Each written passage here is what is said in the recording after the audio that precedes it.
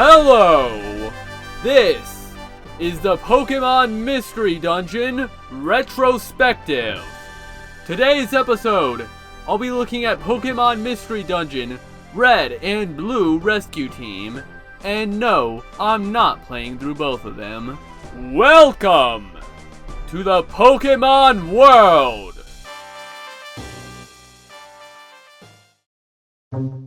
I still have some brief memories of Rescue Team.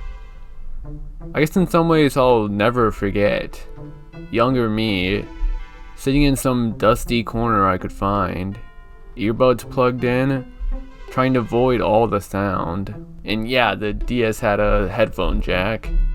And just sitting in amazement at this game I discovered, just at some old game store I never really got to go to much. Back when all I had was the screenshots on the back of the box, the description, and the wonders of the imagination I had to fill in the rest.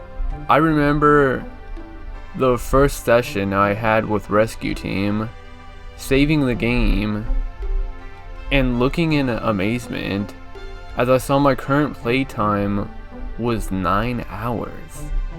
I just sat for 9 hours playing this game, and in that 9 hours, it was like I went to a different world. Like I really was there with these characters. Suddenly, the screaming, the fighting, in that moment, it all seemingly vanished. A very rare time where there wasn't any noise. The fire was gone. This will always be one of my more treasured memories when it comes to Pokemon Mystery Dungeon, one of my favorite series out there. A series that, I guess, came at the perfect time for me. And even if this one in particular wasn't the one that I believe changed my course in life, it still left an impact. I always missed that time of games where I didn't always have something new to play, so when I got a new game I could really sit down and enjoy it. The time where my shoulders weren't always so heavy. Which is funny, because I'm not even a Pokemon fan anymore. I don't like the games. I mean, I just don't care about them. Like, if anything, I think the side games are a lot cooler. Like, can we get Pokken Tournament 2 with rollback netcode, please? Come on, my Krogunk, they're hungry. It's funny that a lot of my fond memories stick more towards the likes of Stadium, Snap, and hell, even Puzzle League, and that's just Penel de Pawn. The music in that game, like, god dang, they had some Super Soaker slappers. That was a good soundtrack. I don't know. I just like RPGs with varied party members that I get to fight with all at once. These 1v1 fights just aren't for me. Like, there's probably a reason why most people I see replaying these games always have the fast forward on, right? Though on the bright side, being an old fan, I can still recognize a lot of Pokemon names and their types. I was an elitist when I was younger, but I've gotten over the series. Which might just go to show how much I care for this series, that I'm not even a Pokemon fan and I can enjoy it. Like, replace the Pokemon with any fantasy monsters, and I'd probably feel pretty similar overall. In some ways, it's fun to just void the Pokemon context, and think of this as a fantasy roguelike dungeon crawler with over 200 different races to play as, all placed in their own classes known as types, having intertwining learnable skills and passives. That's probably how I should describe it to people that aren't aware of Pokemon and such.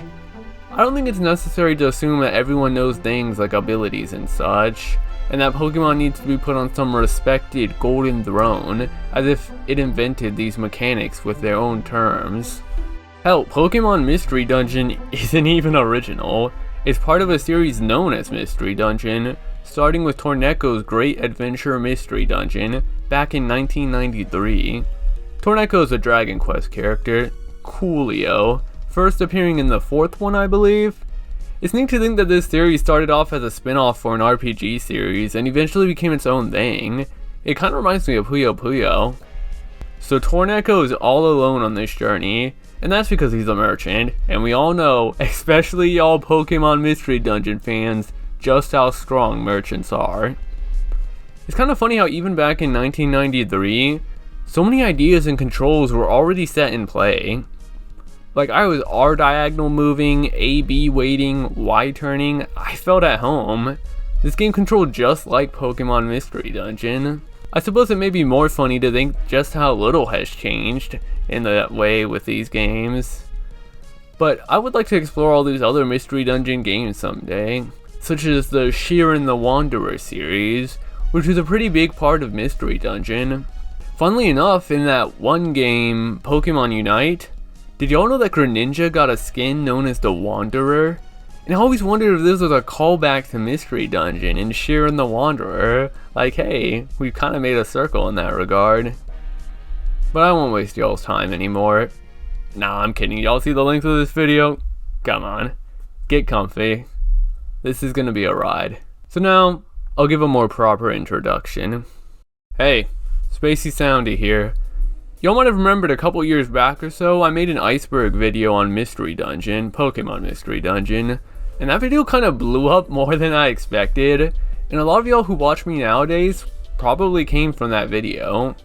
And it was a pretty fun video. It was definitely cool to see all the comments with people speaking on their own experiences with the series, correcting and adding on to the topics listed. It was just nice to have all these people come together and just chat about a series they like. And in that video I did mention wanting to do a sort of retrospective on this series and my take on it. And that's what I'm here to do today, and the next several videos. Pokemon Mystery Dungeon has a really special place in my heart. Like, they had such an impact that my game series that I wanted to make was originally going to be about Mystery Dungeon. Even taking the ideas of Super Mystery Dungeon and the idea of this interconnected world, I had returning heroes, a timeline of events, and even explanations for certain things like, oh, Arceus couldn't help save the world all these times because it has to go to sleep every 100 years and it just so happens to be when disaster strikes or something like that. How things even evolved to having a potential plotline involving the ability to cross between the Pokemon and the human world easily, and the main heroes themselves being able to see what they left behind, and the reader and player understanding why they would choose to be a Pokemon. I had the whole lore set out, and hell, I even had sort of a power system where depending on the Pokemon's type, they could spec into nearby types for abilities. Like normal being this all-access jack of all trades, they could have a part of everything but not be good at anything. Or water types having some but less proficiency in ice, but like none in fire. I had this whole setup. This crap was like Hunter x Hunter. I didn't even watch that show yet. It's funny to see all these ideas and how much has carried over to the series I'm working on nowadays. It makes me wonder how things would have been if I never even played Mystery Dungeon. This was really one of the first pieces of media that introduced me to the idea of an interconnected world between games and how people change between them. I think I played Suikoden a little bit after that, and yeah, he arguably did it better. But yeah, I mean, I have a heavy love for this series, clearly. But it's been a while, a long while, and a part of me is kind of hesitant to come back. Were these games really that good? Well, yeah, Explorers is, but or did I just play them at the right time? That's what I want to figure out. And maybe in this day and age, I just want to go back to the past and try to remember who or what I once was. Even if ultimately, I know that I'll never be that kid again. Earbuds in, carefree to the calamity. But I'm ready to begin my little journey into this big world with Pokemon Mystery Dungeon Rescue Team. November 17th, 2005. Pokemon Mystery Dungeon Red and Blue Rescue Team was released. For simplicity and the avoidment of further repetition in this video, I'm just gonna call the game Rescue Team, alright? The game involves a human transformed into an amnesiac Pokemon, and this is who the player controls. The world is currently being bombarded by disasters, slowly ripping the planet apart, causing a rise in teams of Pokemon going out to help, known as rescue teams. Thanks to this destruction, dungeons known as mystery dungeons have opened up around the world, containing different layouts, Pokemons that have lost control, and treasures waiting to be discovered in these ever-changing landscapes. In the search for answers of how they ended up the way they are, the human and their newfound partner go on a journey at the rescue team, gaining allies and coming face to face with the destruction of the world. So y'all might be wondering, Red and Blue Rescue Team? Is that because each game has version exclusive Pokemon spacing? Sadly, yes. I was never really a fan of that stuff. Something about finishing a game and then cutting content from it to make two separate versions is a pretty goofy idea. But another reason is because these games came out on two different consoles, Red Rescue Team on Game Boy Advance, Blue Rescue Team on DS. Despite the console leap, they're pretty similar overall, and the exclusive Pokemon per version can be pretty easily obtained thanks to things like the Wonder Code system, which I'll get to later. But for this video, I've chosen to play Blue Rescue Team for a number of reasons. First is the multiple screens. Having the bottom screen is nice because I can put separate information on it, such as the map, which even though I'm used to playing with the map on the main screen, having it on the bottom screen just leads to cleaner footage. Like, I think people would like this more. And being able to see my team's health at all times is also nice. The other reason is having more buttons. Game Boy Advance only had 2 face buttons, DS has 4, and I won't have to relearn controls when playing future games, which all share the same control scheme, which has been around since Torneko, which also had a 4-button controller with 2 shoulder pads and a D-pad. Slammy. This is also just the version I grew up with. The biggest difference is probably the sound quality. These games were made with 2 different sound fonts from what I've heard, and the songs can sound pretty different per version. People may have their preferences, but if y'all search a song for Rescue Team, or just the soundtrack in general, it's sorta clear which one the majority prefer. The soundtrack and sound effects just sound cleaner to me on Blue, but there are probably songs I prefer the crunchiness of the Red version for, and I do like the belly getting empty sound effect from Red more, like that's a fun sound effect. But if we're being serious, when it comes to the Mystery Dungeon series, the music is one of the absolute most standout parts about it. These games have some of the greatest soundtracks out there. I always think of Arata Ryoshi when it comes to the music, and I may be right, but he isn't the only one credited. And people always give praise for Explorer's soundtrack, but Rescue Team has some tracks that are up there too. Honestly, underrated as hell. Maybe that's because of its placement. The friend areas, which are like these areas that the players visit for like 5 seconds and then just leave, have a lot of underrated songs. I love the piratey feel of the swamp theme.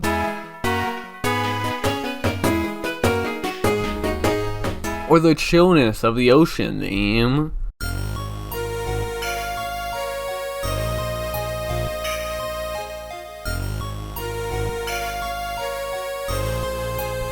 Or that creepy ass cryptic cave theme that I got a lot of comments asking about on the Iceberg video, which just goes to show how little people know about the friend area music. But then we got the real godlike tracks, such as Runaway Fugitives, Escape Through the Snow. People always talk about Sky Tower being a banger, and yeah, it is. Marvel of a track, perhaps a tad bit overrated, but I like the song that plays in the town while preparing for Sky Tower, World Calamity. Just this air of importance before the fight that will determine the end of the universe. And whenever songs have this echoing sort of chiptune sound to them in the back, like, that stuff makes me wet, I'm sorry. Or the final boss theme being so good, it becomes a standard boss theme in the other games. I think this game has my favorite personality quiz song of the series too, and the variations played on it, such as Gardevoir's version, which I really like. People talk about Explore the Sky and its lay motifs, but I always enjoyed the one in Rescue Team as well. My real favorite song though, which I've played in many of my videos, is Aftermath. Absolutely beautiful song that I've listened to for hours on end. I'll never tire of it. It's up there as one of my favorite songs of the entire series, and it legit plays for like 5 seconds. Something about the instruments of these songs has caused me to associate them with mystery and exploration, like going on an adventure into a mysterious world, strange lost ruins hidden deep in the forests. These are the songs and instruments that correlate that idea to me. Explore the Sky really carries with that idea. I guess my only problem with Rescue Team is that a lot of the actual dungeon themes where the player will be most of the game, kinda hit and miss. Some slap, but they don't slap hard enough, like it's a medium slappage. But others, well, it's not like they're bad, except maybe Lapis Cave, but just a tad forgettable. Especially when the more banger tracks shine. But overall, I like the friendliness of the soundtrack. A lot of the songs just carry an upbeat, joyful tune to them. It stands out when compared to the more serious, world-destroying, epic themes of the more popular titles in the series. This is just fun and relaxing times with friends, which really fits the main partner and the overall vibe of the game. Do y'all like the layout, by the way? I know this is more of a streamer layout than a general YouTube video one, so let me know if y'all would prefer it if I just had one screen like full screen, or if all this background stuff is distracting and I should darken it more. But with all that out of the way, I think I'm about ready to dive into my playthrough, where I'll go over the story, characters, and explain gameplay mechanics along the way. So if y'all are ready, well, take my hand, and let's jump into the Pokemon world.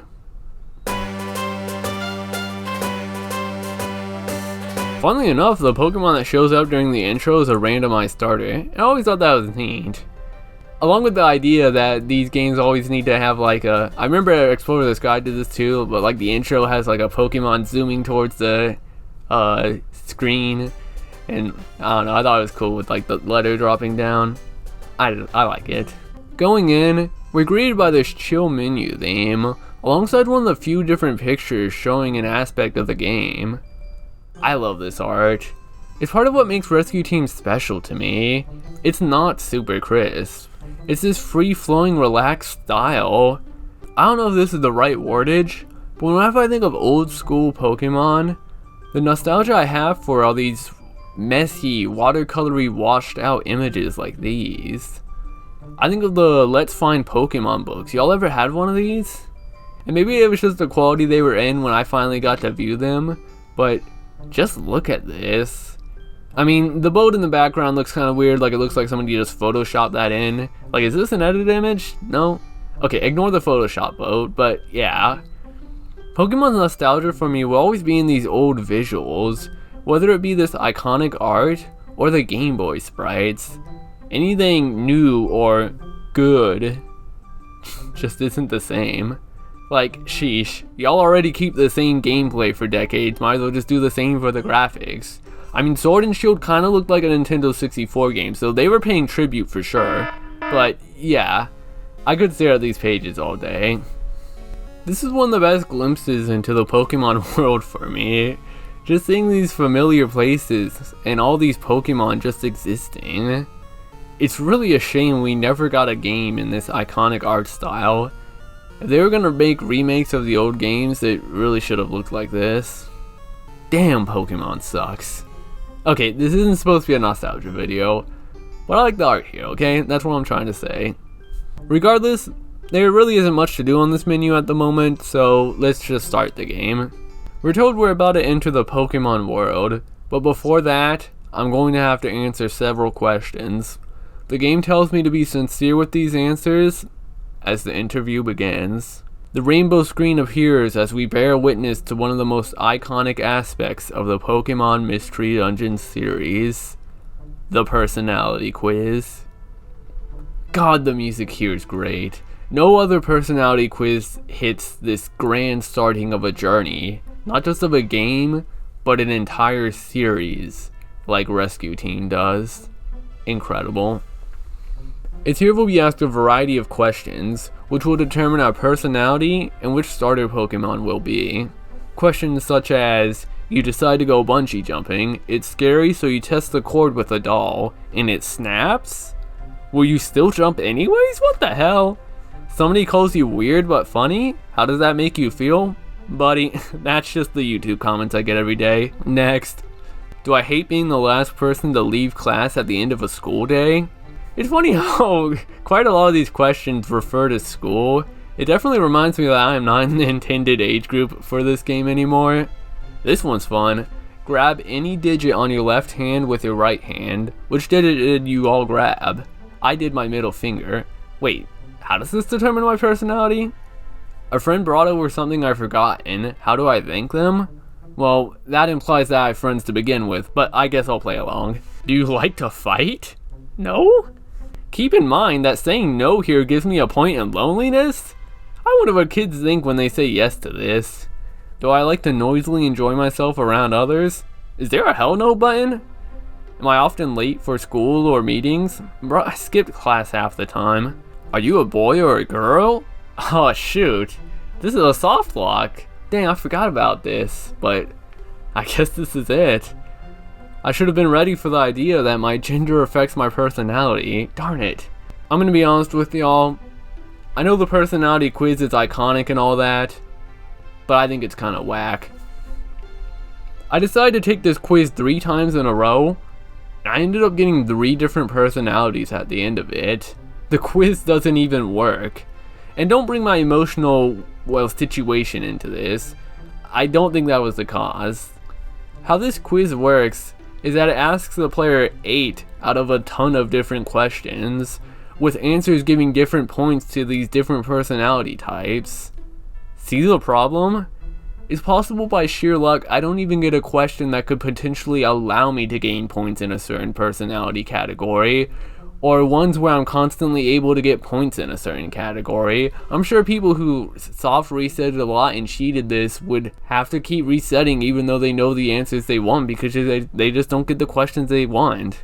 Like, just refusing an alien takeover gives such an outrageous amount of points into Brave that depending on the other questions, the player may already be locked in thanks to this one answer.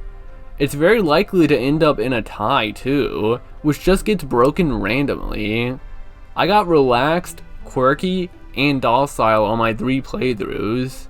And when I was young, I got calm. But once again, different day, different person, so I can't count the past. But the most annoying thing, and even if y'all don't sit where I do, y'all can agree with me on this, is gender. The wildest part of asking the player if they're a boy or a girl is that it barely matters in the actual story. The character is never referred to as he or she, outside of one easy to miss news article where it's mentioned. Every other point they just use the character's name. Like, what's even the point? They might as well just say, what color do you want the window to be? Pink or blue? Where this gets nasty though, is that certain Pokemon are locked behind genders. Why? Like, I'll be honest, I think starter Pokemon are so boring by this point, and it's cool that this game adds other Pokemon the player can start with, like Machop, or Eevee, or Skitty, but then it's like, oh, you're a boy? Sorry, you can't be an Eevee, that's female exclusive. Oh, you like Meowth? Well, you're a girl, so I guess you don't. Cyndaquil? That's a man's Pokemon, girly. But you can be Chikorita. Like, was this just chosen randomly? Why can't I just choose? What gives this game the right to give me some weird ass psychoanalysis with these goofy questions acting like they know anything about me?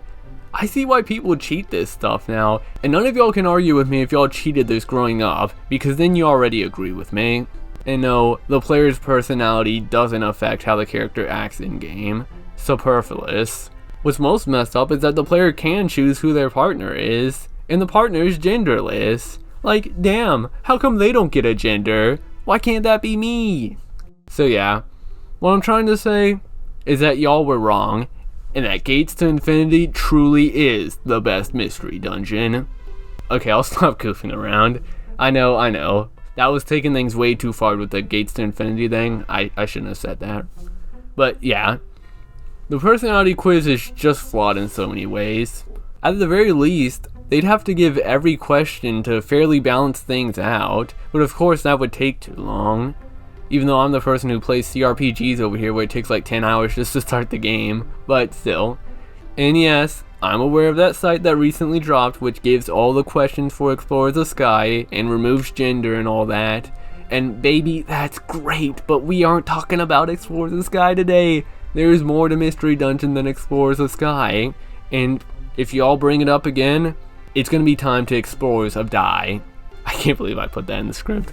Anyways, I took the quiz a 4th time and got relaxed again, so I guess I'm a Squirtle.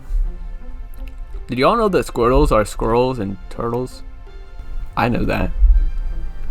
I only realized this just now, but for some reason, every time I play a mystery dungeon game, I've always been a water type.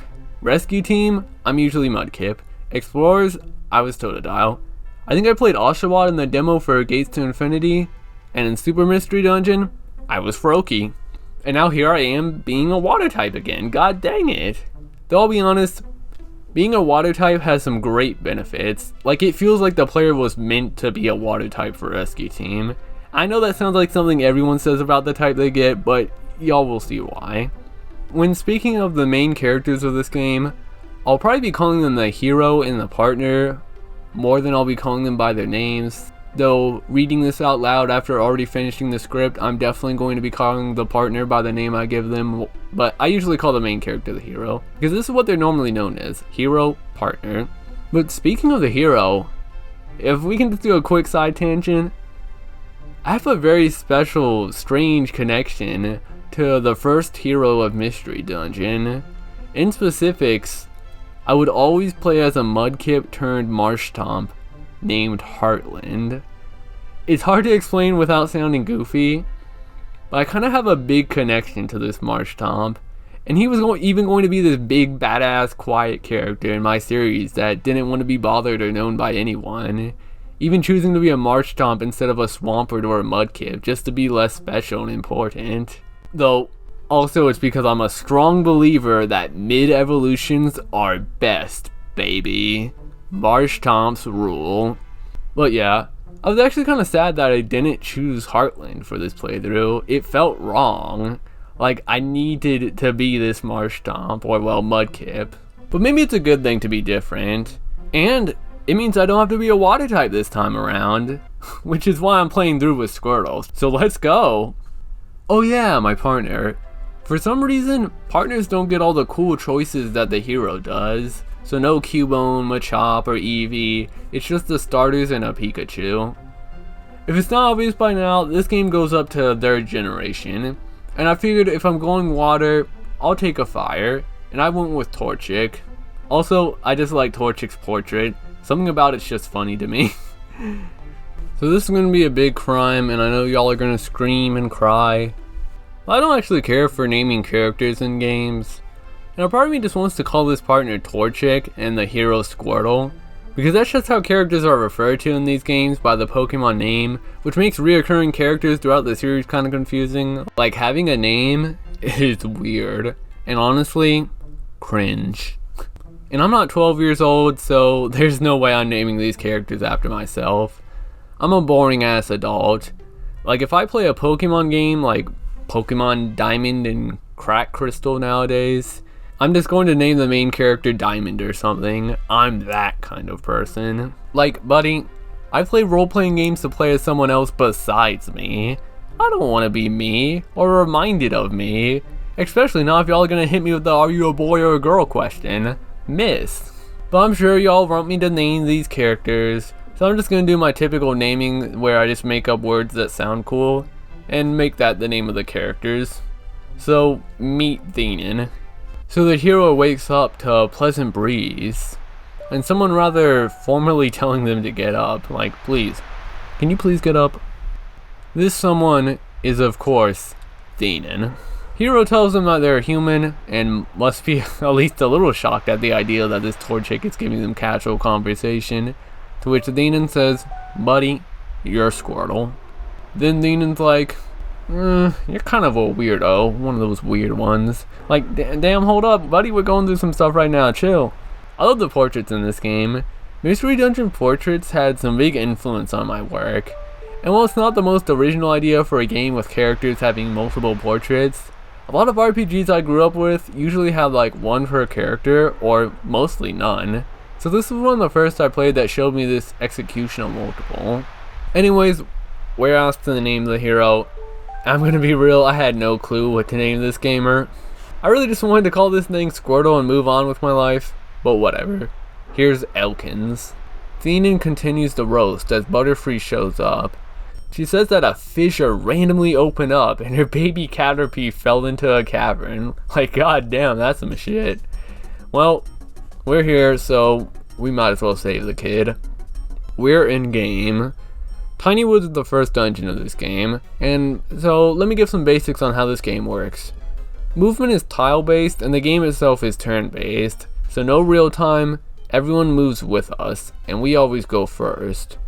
Pressing A will let us do what I call a normal attack or a bonk attack, maybe even a bump for the bumpos in chat. The bonk attack is holy and infinite. Its damage is small but costs nothing, and can be used to evade a Pokemon to walking into me, as walking into an enemy Pokemon will make me take damage, as moving would cost my turn. Y brings up a tile grid that allows me to change the direction I'm facing without moving. X brings up the menu, and I can hold R if I want to go diagonals only. This is helpful because there are moments in this game that calls for exact and precise movements to handle situations, and having these shortcuts can be helpful, if not essential. As much as I like the bottom screen looking like that, once again, for the sake of cleaner footage, I'll move the map to the bottom screen. Options have a variety of useful settings like this, though for Explore the Sky, I might roll with the map on top screen because I like the layout of that game and how they show the Pokemon.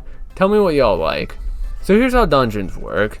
They're randomly generated rooms connected by tunnels. Rooms have a chance to hold items and a staircase. There's only one staircase per floor and it will send me to the next floor. Items vary between money, items with equip effects like bands and scarves, healing items to restore health, food items to restore belly, TMs to gain new moves, seeds and orbs that can cause a variety of effects, throwable damage items like rocks, and more. Pokemon regen health automatically through turns, and I can hold A and B to rapid fast forward heal, which is great for regen and waiting for Pokemon to show up if I'm hunting, but I can't do this forever due to belly. I mentioned food. There's a stat known as belly. Eating items like seeds and berries can refill it slightly, but apples refill it a ton. If belly hits 0, I slowly lose HP until my HP hits 0. Partner Pokemon don't need to worry about belly unless equipped with something that lowers it. Y'all might be seeing me use special moves by now. Every Pokemon can learn 4 attacks. Attacking Pokemon with them will cause that Pokemon to give more XP when they faint. These attacks have limited uses, known as PP. Yes, PP. Weenie, dick, cock, laugh, now. These special moves can be set in menu, allowing me to execute one just by pressing L plus A, without needing to open a menu every time to attack. Y'all might also be wondering why Torchic isn't doing anything, and that's just how partners are. Teammates are controlled by AI, and their positioning often means they can't actually hit a lot of the enemies I fight, but walking into a partner swaps places with them, so if I'm in danger I can tag in Torchic, but there is a reason why this series started off as a solo character. This may all sound complicated, and there's more to go over, but just think about it like being in the mall with some trash that you want to throw away, and desperately trying to find the trash can to put it in. The staircase is the trash can, and we gotta find it. And I know what y'all are thinking, Spacey, that doesn't make sense, you don't go outside, so there's no way you would understand what that's like. And gamer, that was so funny, but there's no time for jokes, the trash can's calling. Y'all might also have seen me zooming through dungeons. That's holding the B button, which will basically rush me to the next intersection, or if I run into a Pokemon. This is kind of annoying with water type Pokemon due to a hidden passive ability they have, but I'll talk about that later. And it is also risky because if I B run into an enemy, they'll get first strike. Tiny Woods isn't anything special, it's 3 floors, very basic weak Pokemon to get some levels up. Levels increase stats and can give us new moves depending on the Pokemon we are. Finishing the dungeon, we find this Caterpie crying. But we come through like, hey, we're here to rescue. And he's like, okay. Butterfree thanks us for the rescue, with Thenan commenting on the recent quakes and fissures happening around here. We give our names, and Caterpie is amazed by how cool we are. The hero contemplates continuing to help others just for attention, and Butterfree gives us a ton of starting items. They take their leave, and Theenan asks what we're doing next. We don't have a place to stay, so Theeny's gonna give us the hookup with this nice little house. The hero reacts with some weird ass dialogue here, like, buddy, we get it, you're happy to be a Squirtle. Jeez. Don't rub it in. Theenan comments on how the world is being stricken by disasters as of late, such as the fissures that the Caterpie fell into, and how groups of Pokemon seeking to help others are on the rise. They ask if I want to form a rescue team, saying that we could be the #1 team. And there's no way in hell that last part is going to come true, but yeah, we can still form a team. I'm asked to name it. No way in hell I'm calling it Team Pokemon, get that out. I usually just do Team Love or Team Heart. Heart made a lot of sense when I was Heartland. Regardless, Team Love has been formed. Yeah, gamer! Let's get some rest today and get some work done tomorrow. Roll the title to remind us what game I'm playing, and let's do this. We wake up the next day to find out that we're still a Squirtle. Going out, we find Theenan just sleeping outside. Okay, I'm gonna be honest, the partner and rescue team has always stuck out to me. They are so unabashedly nice to the point of self-sacrifice. Like, this homie brings me to their house like, here's your house, and this is your mailbox. Like, hold up dude, this is your house. Why are you being so nice to me? You barely know me, and you think I'm a weirdo that thinks I'm a human. Like, pause? And I really think this design of making the partners so nice was intentional. They will do anything for this person they just met. I have some kind of mixed feelings about people like this. And I was kind of amazed how I know someone just like this character. Like, these people exist. But on the other hand, I think it's kind of interesting. And regardless of morality, I have a weird rule where I just like being around interesting people. And by the end of the game, I do agree that people like Theenan are important and should be cherished. Truly nice people are some of the strongest people in this world. So bless the hell up, Theenan. But I mean, you can still sleep in the house. There's plenty of space in here. It's pretty spacious, you know. So today's the first day of our rescue team, but sadly, we lack clout, so we don't have any messages. But in the mailbox, we do have the rescue team starter set, given to all teams that register as a rescue team. I'm sure glad Theenan handled all that paperwork while I just slept and did nothing. And here we got a badge, some newspaper, a toolbox that lets us carry items. In the first dungeon, we couldn't actually carry items. We had, like, no inventory. Anything picked up would just be our held item. Regardless, there's no rescue offers in here, because we're nobodies! But Mailbird Pelipper comes through with an offer. It's a message from Magnemite, and they're capping, as in they're in capital letters, which some characters just do in these games. Regardless, a strange electromagnetic wave has caused 2 Magnemite to get stuck together. But this isn't enough to form a Magneton, which is 3 Magnetite, so everything's whacked out. This takes us to Thunderwave Cave. Oddly enough, the music here is rather bopping, and even Elkins and Theenan agree, yeah. We're told to go to B6F, so let's do this. You might have noticed that I just spawned in the same room as the trash can, the staircase. And yeah, this happens. Dungeon links in Mystery Dungeon can either be really long or short, all depending on where I spawn on a floor and how long it takes for me to find the staircase. Sometimes I get hot streaks where I can just stair spawn several times in a row. Sometimes I spend several minutes on a floor because I just can't find the staircase. It's here we're told about our partner's IQ. You might be wondering why IQ is in Pokemon, but the game takes place in a fantasy world, so it makes sense for these fictional concepts to exist. So the AI in this game is pretty bad, like in so many ways. They'll try to apply status effects on Pokemon that already have it, they'll try to attack with moves that they don't have any more PP in, so it doesn't do anything.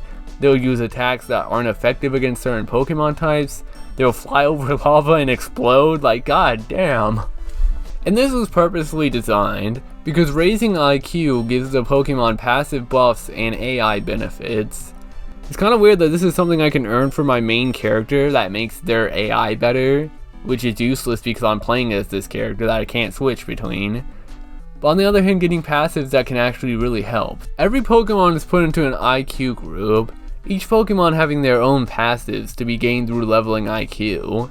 The only way to increase IQ is to eat gummies, which sounds like some shit you'd hear on a YouTuber trying to sell on their website. Jelly beans to increase your brain activity.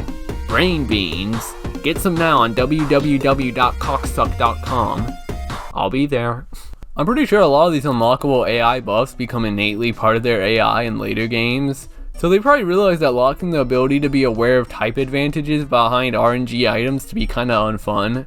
And I guess also this system gets dropped after Explores the Sky. It's neat in that game, but here it feels like they just made the AI and then nerfed it to make it flawed, and then tasked the player on slowly improving it. This makes recruiting Pokemon pretty annoying when they come on the team with barely working AI. But we continue through Thunderwave Cave. There's some electric Pokemon, but I think they're all too low level to know any electric attacks, so my watery ass is safe for now. We go around, collect some items, and make our way down. It's only possible to hold 20 items, plus held items for each Pokemon in the party, so inventory management is a bit rough in this game, and a lot of items just aren't worth carrying around and are rather situational with niche uses. At the bottom of the dungeon, we come face to face with the absolutely horrifying visual of two Magnemites stuck together. Dear lord, I should have put a content warning. This is explicit. We carry them out and their bodies are separated. Truly a day of ceremony. They give us some money, a Reviver Seed, which is the most useful item in the game, and a Rostberry, which is probably one of the least useful items in the game. True balance, I suppose. Going back home, we celebrate our first mission going successful, the two looking forward to the next day. See ya, gamer. Thanks for the house. During the night, the hero has a strange dream. They say that someone is there, but we can't see or interact with them. Waking up, they can't recall much of the dream, and just, screw it. Mail time. We don't have any mail. The evening suggests going to the Pokemon Square, where there's this job listing near the Pelipper mail office, so we're off. Here's the Pokemon Square. This is the shopping area, basically. The Kecleon Bros sell items, TMs, orbs. The Persian Bank, I don't know why it's called Felicity, but this is where we can store money. Fainting in a dungeon, whether it be the hero or the partner, will cause the player to get kicked out, losing a ton of items, including held items, which sucks ass, and all money. And don't be smug thinking you can just cruise through the game because you're a gamer, because this game has some BS, and you're gonna get hit by it eventually. Gulpin runs the Link store, and I never liked linking in Mystery Dungeon. Linking basically means I can put moves together, so in one turn I can use multiple moves. It's definitely broken, but means I'll be spending a lot of PP on my moves, potentially already defeating the target I'm attacking with one move, so the other move is just useless. It's good for bosses though. There's these items called link boxes that can allow me to link anywhere, so using one before a boss fight to link all my moves together sounds like a good strat. Finally, there's Kangaskhan storage, where we can store items. See Persian Bank for more info. I have a rule with the Kecleon Bros, that whenever one is selling a Reviver Seed, buy it. Just to store up for the post game. Yeah, we're at the beginning and we can already mess up the post game. Reviver Seeds automatically revive a fainted Pokemon, fully restoring health, PP, belly. It's the best item in the game. Always have one just in case rescue team throws some wild stuff at ya. It's inevitable. So in town, we got a few Pokemon. There's a Lombre who is kind of a jerk, but I like a lot of his dialogue. Snubble, who's kind of irrelevant, but he has something neat about him later on. And Bellsprout, who mentions a forest fire saved by Blastoise and Feraligatr. There's a general vibe that this is a safe space for people, but always a growing concern for the ever dangerous disasters. Pelipper's office is to the east, but there are some areas to the north and south of here. To the north is Wishcash's Pond, this area playing the chill menu music from earlier. Wishcash is pretty neat. He's like the old wise guy. I just think catfish are cool. He's worried about the fissures and the youngins falling down them, which is funny when you consider the catfish that Wishcash is based off on in mythology is known for causing earthquakes. To the south of Pokemon Square is Makahita Dojo. He's not here at the moment, and to be honest, neither am I for the majority of the game, so see ya. Let's get to Pelipper's post office. Here we go to the bulletin board and find some missions I can do. This is a process we'll go through several times. Missions in this game are randomly generated and involve bringing items, finding items, or just helping Pokemon on certain floors of dungeons. There's also escort missions, but I'm gonna give you all the hottie tip. Don't do escort missions. No matter where I am in the game, they'll shove a level 1 Pokemon in my party and say, good luck. It's not worth it. Ideally, we look for multiple of the same dungeon when it comes to these to really rack up the points. But later on, reading them and seeing their rewards will prove more valuable. They have these letter grades too, these grades being a determining factor to how many points we get to our own rescue team's rank. The actual Pelipper office itself is basically just for wireless multiplayer stuff like sending items and all that. Some of the stuff can be done through the menu too, such as registering wonder codes. So every mail has a code to it, y'all can see that at the bottom. These can be entered to get these missions. So if I were to give this code to y'all, y'all could type it in at the Pelipper's office and you would get the same mission too. As y'all would imagine, there is an online wonder mail generator where people can create a variety of scenarios with any item of their choosing as a reward. So it's definitely exploitable, and this is how you get the exclusive Pokemon from the other versions of the game. Even though it's handy for getting my hands on certain items, I do consider it cheating. So I would do it in a non-recorded playthrough to help alleviate some of the more annoying parts of Rescue Team's post-game. But for now, grab what you need and start revisiting some dungeons.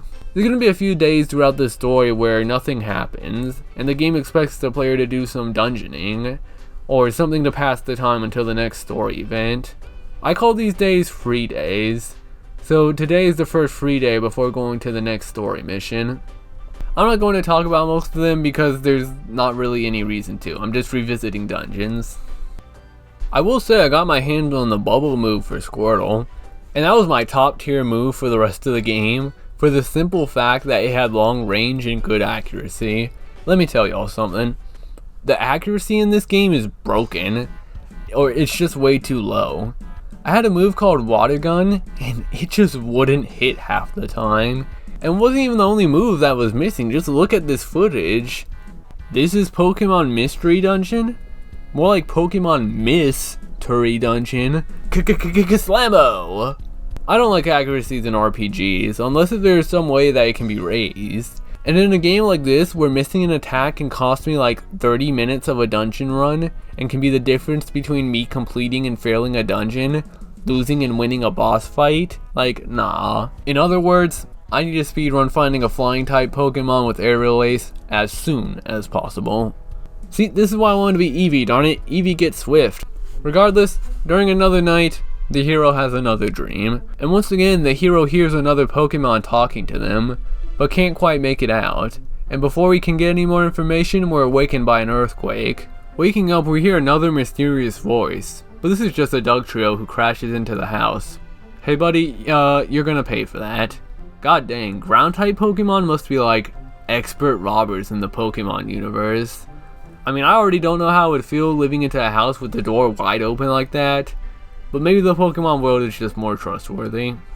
Anyways, Dugtrio's upset that their son was whisked away on a tall mountain during the earthquake by none other than a Pokemon named Skarmory.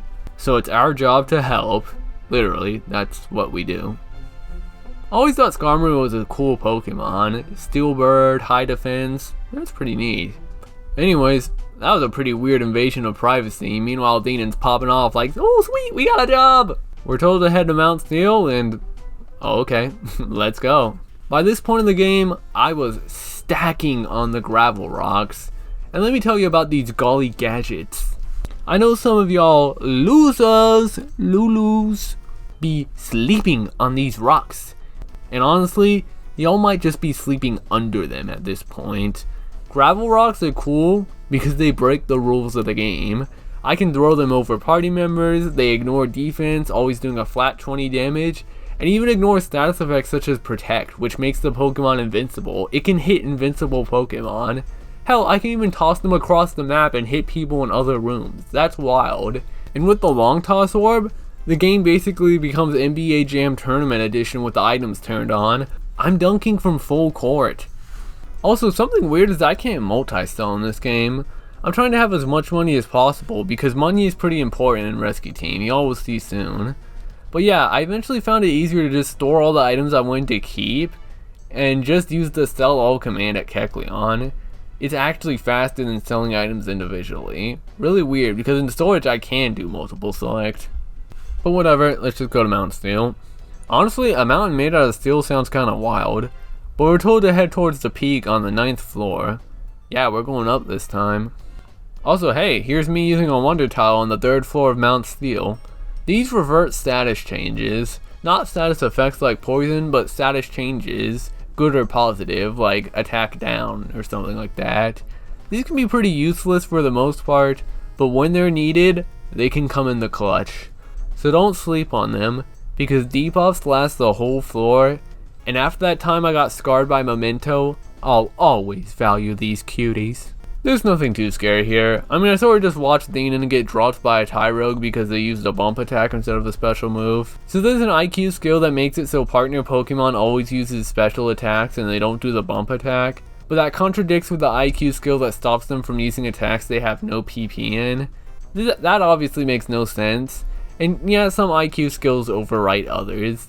And after this, I just never used the PP checker IQ skill. Teammates need to use their special moves, or they're wasting a turn.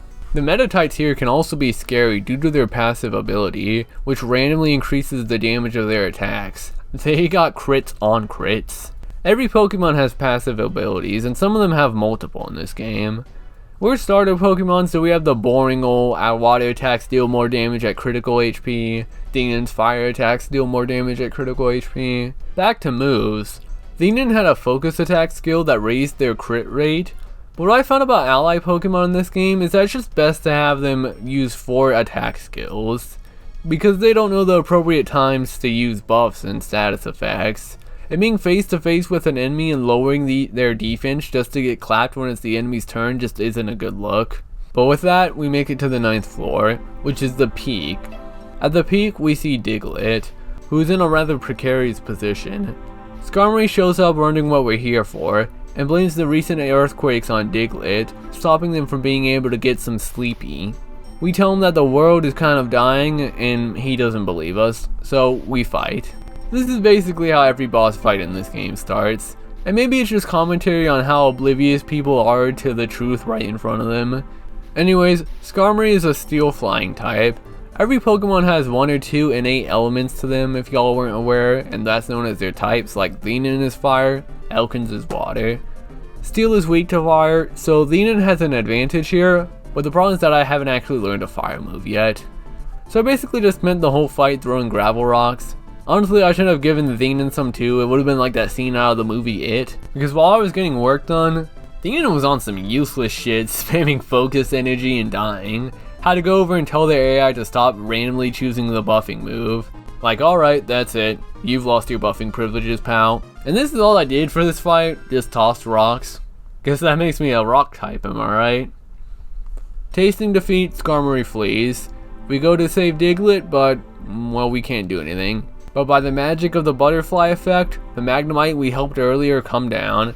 They help carry Diglett out, and we return back to the base. Diglett makes a comment about their feet, causing everyone to be shocked. Meanwhile, I figure that if the Magnemite carried the Diglett out, everyone would have seen their feet anyways. And Pokemon fans love this moment. Like, y'all got some feet stuff going on when it comes to Diglett, and I'm not judging. Diglett's dad shows up, and they're happy to see their son is safe. And yes, they, because even their son refers to them that way. NB legend. You too, Thienan. Dugtrios thanks us, but we start sharing the thanks around and say thanks to Magnemite too. Magnemite says that the fact that both Magnemites and Digletts have an evolution of them becoming a trio has made them feel a certain kinship to them. And this actually got a laugh out of me. With this, Diglett's feet, and just how much weird stuff is made up about Pokemon in this world, it really gives the vibe that this game was written by fans. Like, there's no way dialogue like this would make it into a main series game. I checked with Pokemon Emerald and the scenario designers were different. I don't know if that's writing or not, solo game dev moment, but though interestingly enough, the translation teams seem to be pretty similar between the two games. I mean, this isn't a Game Freak game, it's a Chunsoft game. Like, Game Freak is in the special thanks section. We're given some interesting items, most notably a ginseng, which I'll get to later. But as everyone leaves, Thienan asks the Magnemite if they want to join us. And they seem super happy about it. Golly, they're cute. But they bring up that they need a place nearby to live so they can join in on the missions, which we don't have. So they're like, oh, too bad, see ya, and then leave. Like, okay. And like, guys, this house is spacious. Y'all can live in here too. It's not even my house. Like, it's okay, come on y'all, it's lonely in here, please. Dreaming again, we finally get a vision on the Pokemon that's been speaking to us. We hear something about humans and roles before they fade away. We tell Deanon about this, and they're like, hey, aren't you a human or something? Maybe it's something to do with that. Anyways, what are we doing today? Okay, they aren't that dismissive of our dreams, but that's just how it sounded like in the dialogue. Deanon is actually curious if we want to turn back into a human, and I mean the answer is pretty clear. Who the hell wants to be a boring ass human? Being a Pokemon is so much cooler. Sure, the society is probably messed up, the world is on the brink of cataclysm all the time here, and the market has been monopolized by the capitalist chameleons, but I get to squirt water out of my mouth and be a Squirtle, so that has to win in my book. Not to go too far into the points I want to discuss at a potentially later date, but I feel like an appeal to a lot of people playing this game is the ability to escape and transform into a creature to a different world. Go as far as we can to remove themselves from their body and their world. I wonder how many people love this series for the escapism it allowed them to have. And that's the thing that they appreciate about it deep down. Or, you know, maybe they just thought being a Pokemon was cool. Some of y'all might be wondering how these Pokemon even know what humans are if there aren't any here. And, well, I'm wondering how we're going to start adding new members. So let's head to the square. It's here we discover a new shop ran by none other than Wigglytuff. Yes, friendly friends, friendo, Yumta, all that. Some of y'all might be asking, is that the same Wigglytuff from Explorers of Sky? And gamer, what did I say? This isn't a video about Explorers of Sky. We're talking about Rescue Team. And yeah, I assume this is the same character. See, I have a rule with Mystery Dungeon, that because every character is just named after their Pokemon, if we ever see a reoccurring Pokemon between games, just assume it's the same character. That might sound silly to y'all, but wait till we get to Super Mystery Dungeon and find out that we were actually playing Suikoden all along. I'll explain that sometime. I don't know which video it will be, but tell me the difference. I'm waiting. So now that everyone's clicked off this video, let's talk about friend areas. Wigglytuff sells friend areas. Friend areas, yeah, I'll keep saying it, friend areas are those spots being mentioned where our recruited party members can stay at. There are a ton of different friend areas, and each can house and thusly enable us to recruit those Pokemon. I'm gonna be honest, this system just feels like one massive unnecessary hurdle. Like, close y'all's eyes. Imagine being hungry, and right in front of y'all is a freshly baked cube of cornbread made with my personal recipe, and y'all go to grab it, but then the Great Wall of China suddenly appears before you. Like, damn, not again. Remember how I said I was saving up money because this game demands the player to have a lot of money? It's for this. These places are outrageously expensive, and the post-game ones are even more costly. Luckily, the Magnemites from before cover us this time around, giving us the power plant area. This means Magnemite joins our party. It's definitely not in my preferences to rename Pokemon, especially character Pokemon like this. But for some reason I remember calling this Magnemite Jason when I first played, so here. This one goes out to all the Jasons. So to visit our party members, we have to go west of our base, where we'll get a list of people we've recruited. Selecting them takes us to the friend area, where we can get them to join our party. We can also give them gummies, which, funnily enough, giving gummies through this menu causes the gummy to give a permanent stat increase, which doesn't happen if they're eaten in dungeons. Which is extra funny considering that we can't see the hero or their partner in their friend areas, because they're always in our party, so we just can't get the buffs. Even though it feels really unnecessary having to buy and visit these places just to get Pokemon on our team, as I said before, some of the best songs in this game plays in these friend areas, which is a shame for how little the player actually stays in them. Y'all know music is good when I stay in areas just to hear the songs in them. I regularly come back to this OST for the friend area music. I heavily recommend y'all listen to Friend Area Swamp, Oceanic, Pond, and Caves. I even like the more ambiance heavy ones such as Stratos Lookout and Rainbow Peak. There's just such a pretty vibe to these songs, and are still some of my favorite songs to come back to in the series. And when I say listen to them, I mean the original, not the Triangle Fiesta that's the Rescue Team remake soundtrack. Oh shoot, I wasn't supposed to mention this game got a remake. Ignore that. If y'all want another great way to listen to the Mystery Dungeon soundtrack, shoutouts to TGH. Y'all may know him nowadays for his Undertale speedruns or whatever he speedruns now, but this guy remastered complete soundtracks for Mystery Dungeon games, and they all sound so good. I really liked his PMD 4 prediction music, and the personality quiz was great. I was listening to a lot of his stuff as it came out at the time, and even now I'm jamming to his tracks from over a decade ago. And hell, if we're giving shoutouts to Grass Whistle Music, who did some music for the PMD editor Sky Temple, alongside the PMDE 10th anniversary project. But I knew them way back for the beautiful music they did on their own, like Free. That song is life-changing, beautiful. Sorry, I know this is a tangent in an overly long video, but I just love music so much. Like, I can't wait to talk about Explorers of Sky soundtrack. Hell, every game in this series has great music. But yeah, I'm having a rather incredible burst of manic passion, so I'll calm down. I also love the backgrounds of these friend areas. They feel a lot more drawn than spritey, if that makes sense.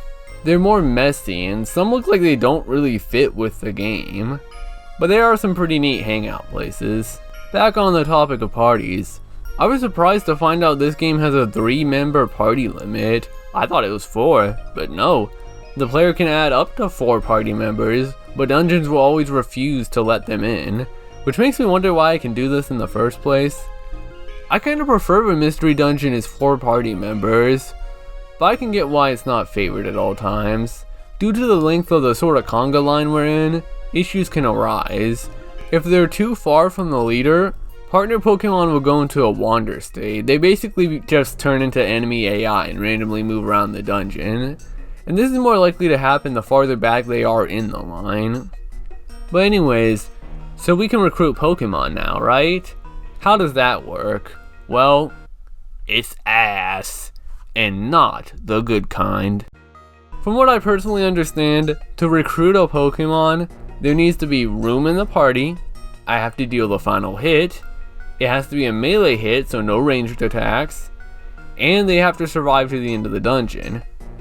Also, besides that, the player basically has to get super lucky.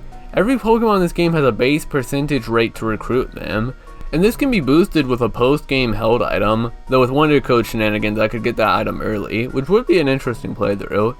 And it's also boosted by the current leader's level. Higher level, better recruit chance. I remember not too long after this going to Thunderwave Cave and trying to get an Elekid, because I always thought Elekids were very cute. I don't know, the W mouth does something for me.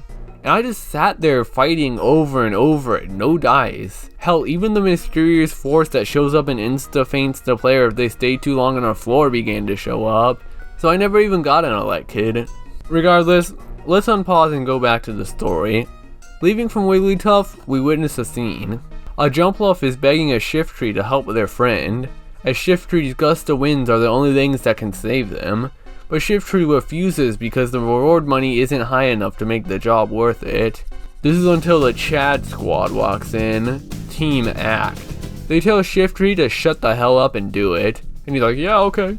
Lombre gives us the hot facts about Alakazam's team, even mentioning that Alakazam has an amazing brain and an IQ of 5,000. Keep this in mind, as the game will go to show later on that this guy is actually a moron. I guess IQ is a fake concept in this world too. Anyways, I guess it's funny that despite the message of the scene, that Shiftry is a bad person for not helping Jumpluff due to the unsatisfactory reward for doing so, that's like exactly what I do. Scrolling through missions just to see if the reward is good enough to be worth my time. I feel like that's what most players do. And I feel like there's a fun little commentary potential with showing how this team soon grows to be experienced enough to be as greedy as Shiftry. Though in this case, if someone straight up came up to me asking for help, I mean, turning them down is just being a jerk. That's different than ignoring mail. Unless the mail is personally sent to my mailbox, then it's still mean. but I still kind of side with Shiftry on this one. These missions have a reward system for a reason. If Jumpluff wanted to save their friend's life so badly, they should have offered more money. What's that? That's messed up, immoral, evil, awful, and nobody. That's just capitalism. Ka-slam! Anyways, everyone gawks at this team, which I mean, being gold rank isn't really that impressive, but Alakazam suddenly turns around towards us. Looks like he smells human. Oh, I hate fucking humans, bro! My god, they're so fucking useless! But he decides to disregard the thought and move on. Dean says we need to be like them and do the best we can with helping others and recruiting people to the team. And then just scrolls to this asshole like, not if I can do anything about it. Like, what's this guy's problem? Why is everyone in this world either just randomly an asshole or way too nice for their own good? Wait, the next morning? What do you mean? We didn't even do anything that day. Are they telling me we woke up, went to town, bought a friend area, get told by our friend that we need to work hard and do our best, only to proceed to clock the hell out the next minute? Okay. Anyways, next day is a free day. So moving on to the next story day, Dean greets us as usual, until we hear a group roasting our place. There's nothing here. Dumbass, where's your house? Also, I got a nice bridge over a moat, a mailbox, a flag, a nice shack. Sure, there's no door, but it's a representation on how I'm always open to the idea of kicking your ass. Speaking of which, these three don't even introduce themselves as they start robbing our mailbox of our rescue missions. Like, if this is legal, then me beating y'all up is about to get legalized too. They say they're a rescue team as well, and there's an intriguing idea that they can just pose as a rescue team so they can get away with doing crime. Like, that's a pretty fascinating idea. But this gets cut off immediately when Metachan says they're aiming for world domination. Like, oh, never mind, these are just a bunch of Redditors.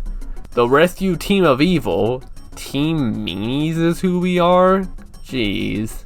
They take all of our mail and leave, which would honestly piss me off considering these people specifically sent for us. But luckily Pelipper comes through with the hookup, delivering more mail. This is another free day, so not much of interest happens. But there is some neat lore if I talk to Lombre in town, who explains that nobody can evolve anymore, likely due to the natural disasters occurring. Also, the Makuhita dojo opened. Anyways, the next day, the Caterpie we saved shows up. He asks us to help his friend Metapod, who got lost in the woods. Team Meanies overhears this, because I guess they just don't have anything better to do than loiter around our place. Y'all ever have people like that in your life? The kind of bullies that always bother you because they kind of depend on you for social interaction? I mean, I guess I might get this more because I'm a YouTuber. This is off topic.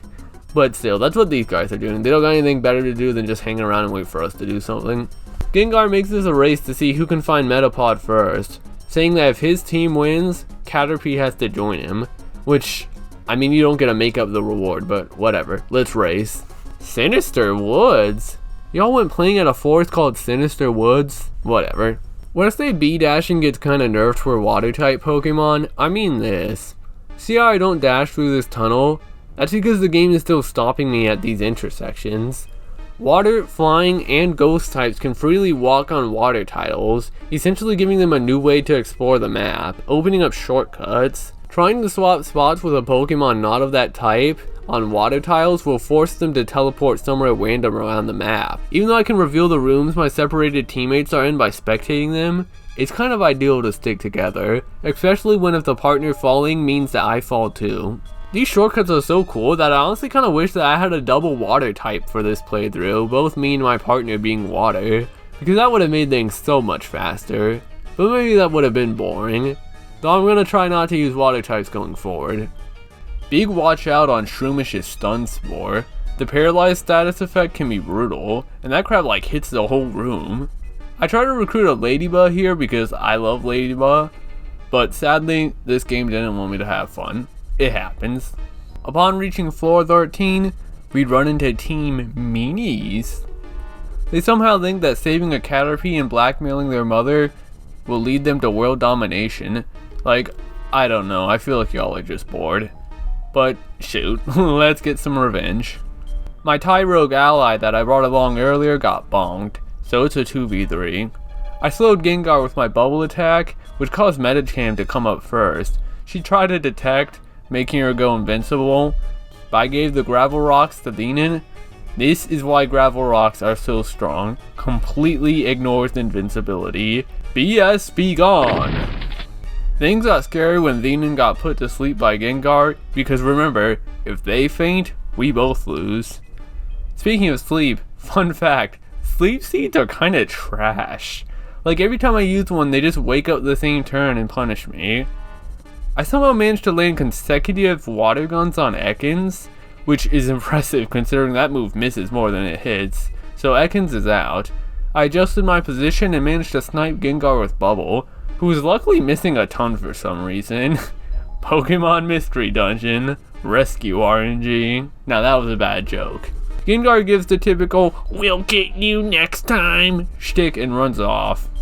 Funnily enough, if the player loses here, they get a special cutscene when showing up again, with Gengar's team running up as well, and the partner's like, "Wait, how are you behind us? You just beat us." And Gengar's like, "Well, after beating you, we got slapped up too." I recommend you all check out PMDGang's video on rare dialogue and such for Rescue Team. It's an interesting watch.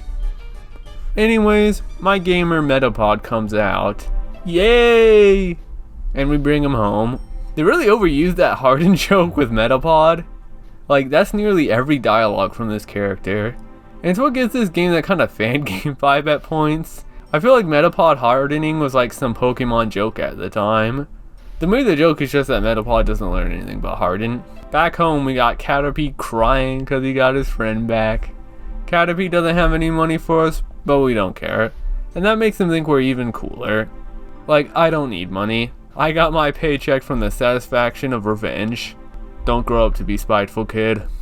Aiden starts getting weird again, saying that we should make a base here. Like, buddy, the house is just fine, and you don't even want to live here. This feels like an unnecessary filler arc in the making, so get that thought out of your head, buddy.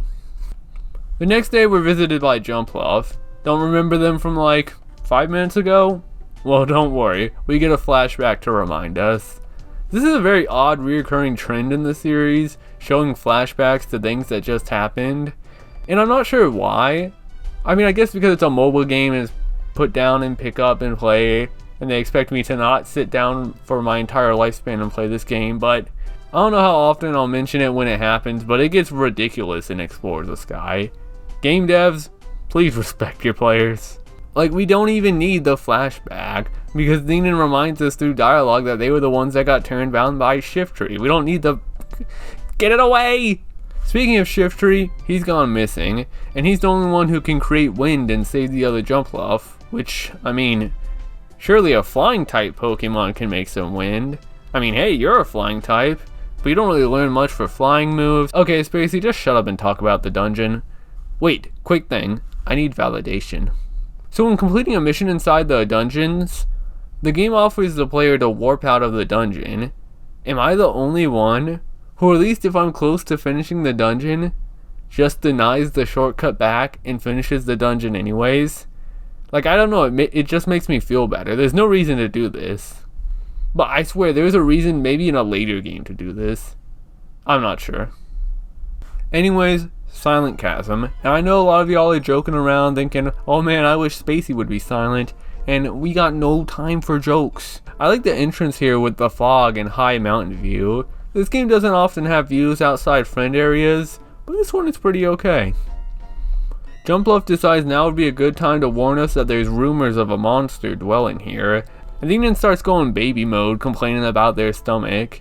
And baby, we may be partners, but I ain't got time for your clowning. We got some rescuing to do. Lock in. I feel kind of bad for Theenan because they were clearly trying to tell everyone a joke, but nobody got it. Humor is dead. We're told to go to the 10th floor, so let's rock.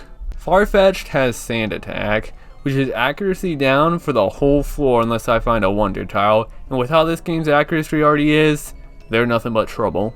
But keep in mind, Gravel Rocks ignore my current accuracy stat. Small sorry part about being a water type are Poliwags, who have a passive that makes them absorb water attacks. That's rough, But I think electric types have it worse with Thunder Rod Pokemon. That crap's annoying. We show up on floor 10 to find Jumpluff and Shiftry, but before we can save Shiftry, the monster reveals itself. It's the legendary Pokemon, Zapdos. And if any of y'all Giga Nerds leave comments saying that Zapdos is actually a mythical Pokemon, well, watch out. Xenon even calls it legendary, so take that, science users. And I'm pretty sure this Torchic right here knows a lot more about Pokemon than you. Smash! Zapdos ends up taking Shiftry away, telling us to head to Mount Thunder if we want to save him. Which I don't know, we'll think about it overnight. With Jumpluff at the base, we talk about what's going on, with Team Act showing up as well, understanding that the natural disasters have probably disturbed the legendary Pokemon. Tyranitar comments on Zapdos' powerful electric attacks, which is odd coming from a ground type, but Xenon says they don't care, we can handle it. That's the confidence, buddy. And I like the callback dialogue choice here to the stomach hurting that the player can reply with. That's cute. We decide we should split up and go tomorrow. I feel like going as a group would have been better, but whatever. I don't need this dead weight.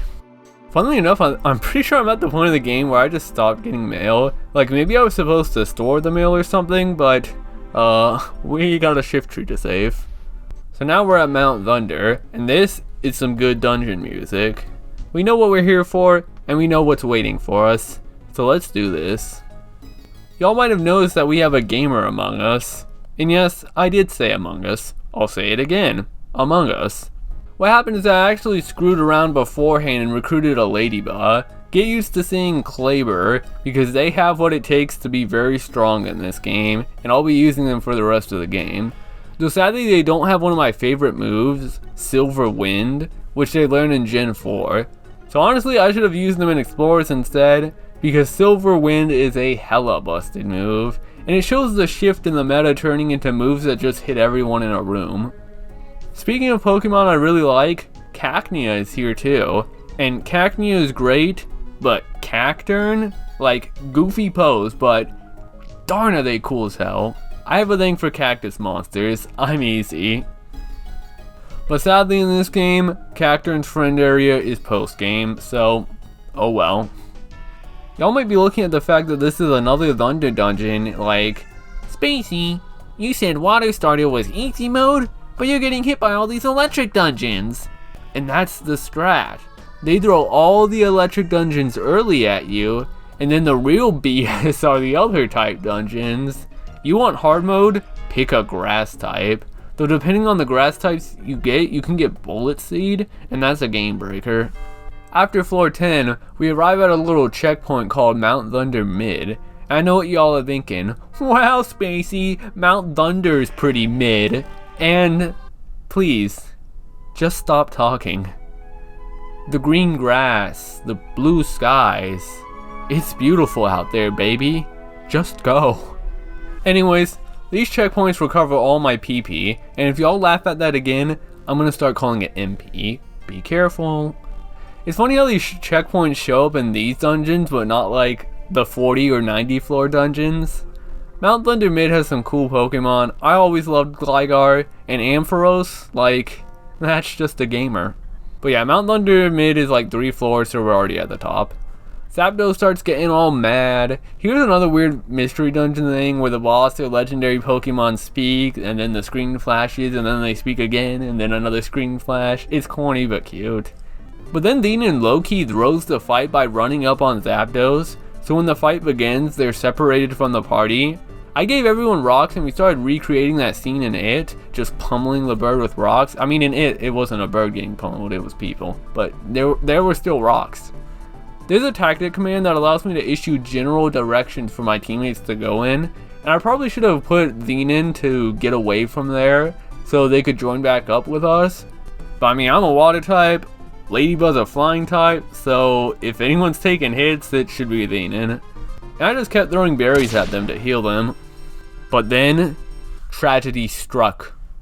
Xenon got knocked out, dropped their 67 gravel rocks, and as I begged and cried and reached out for them, I was whisked away. Give them back!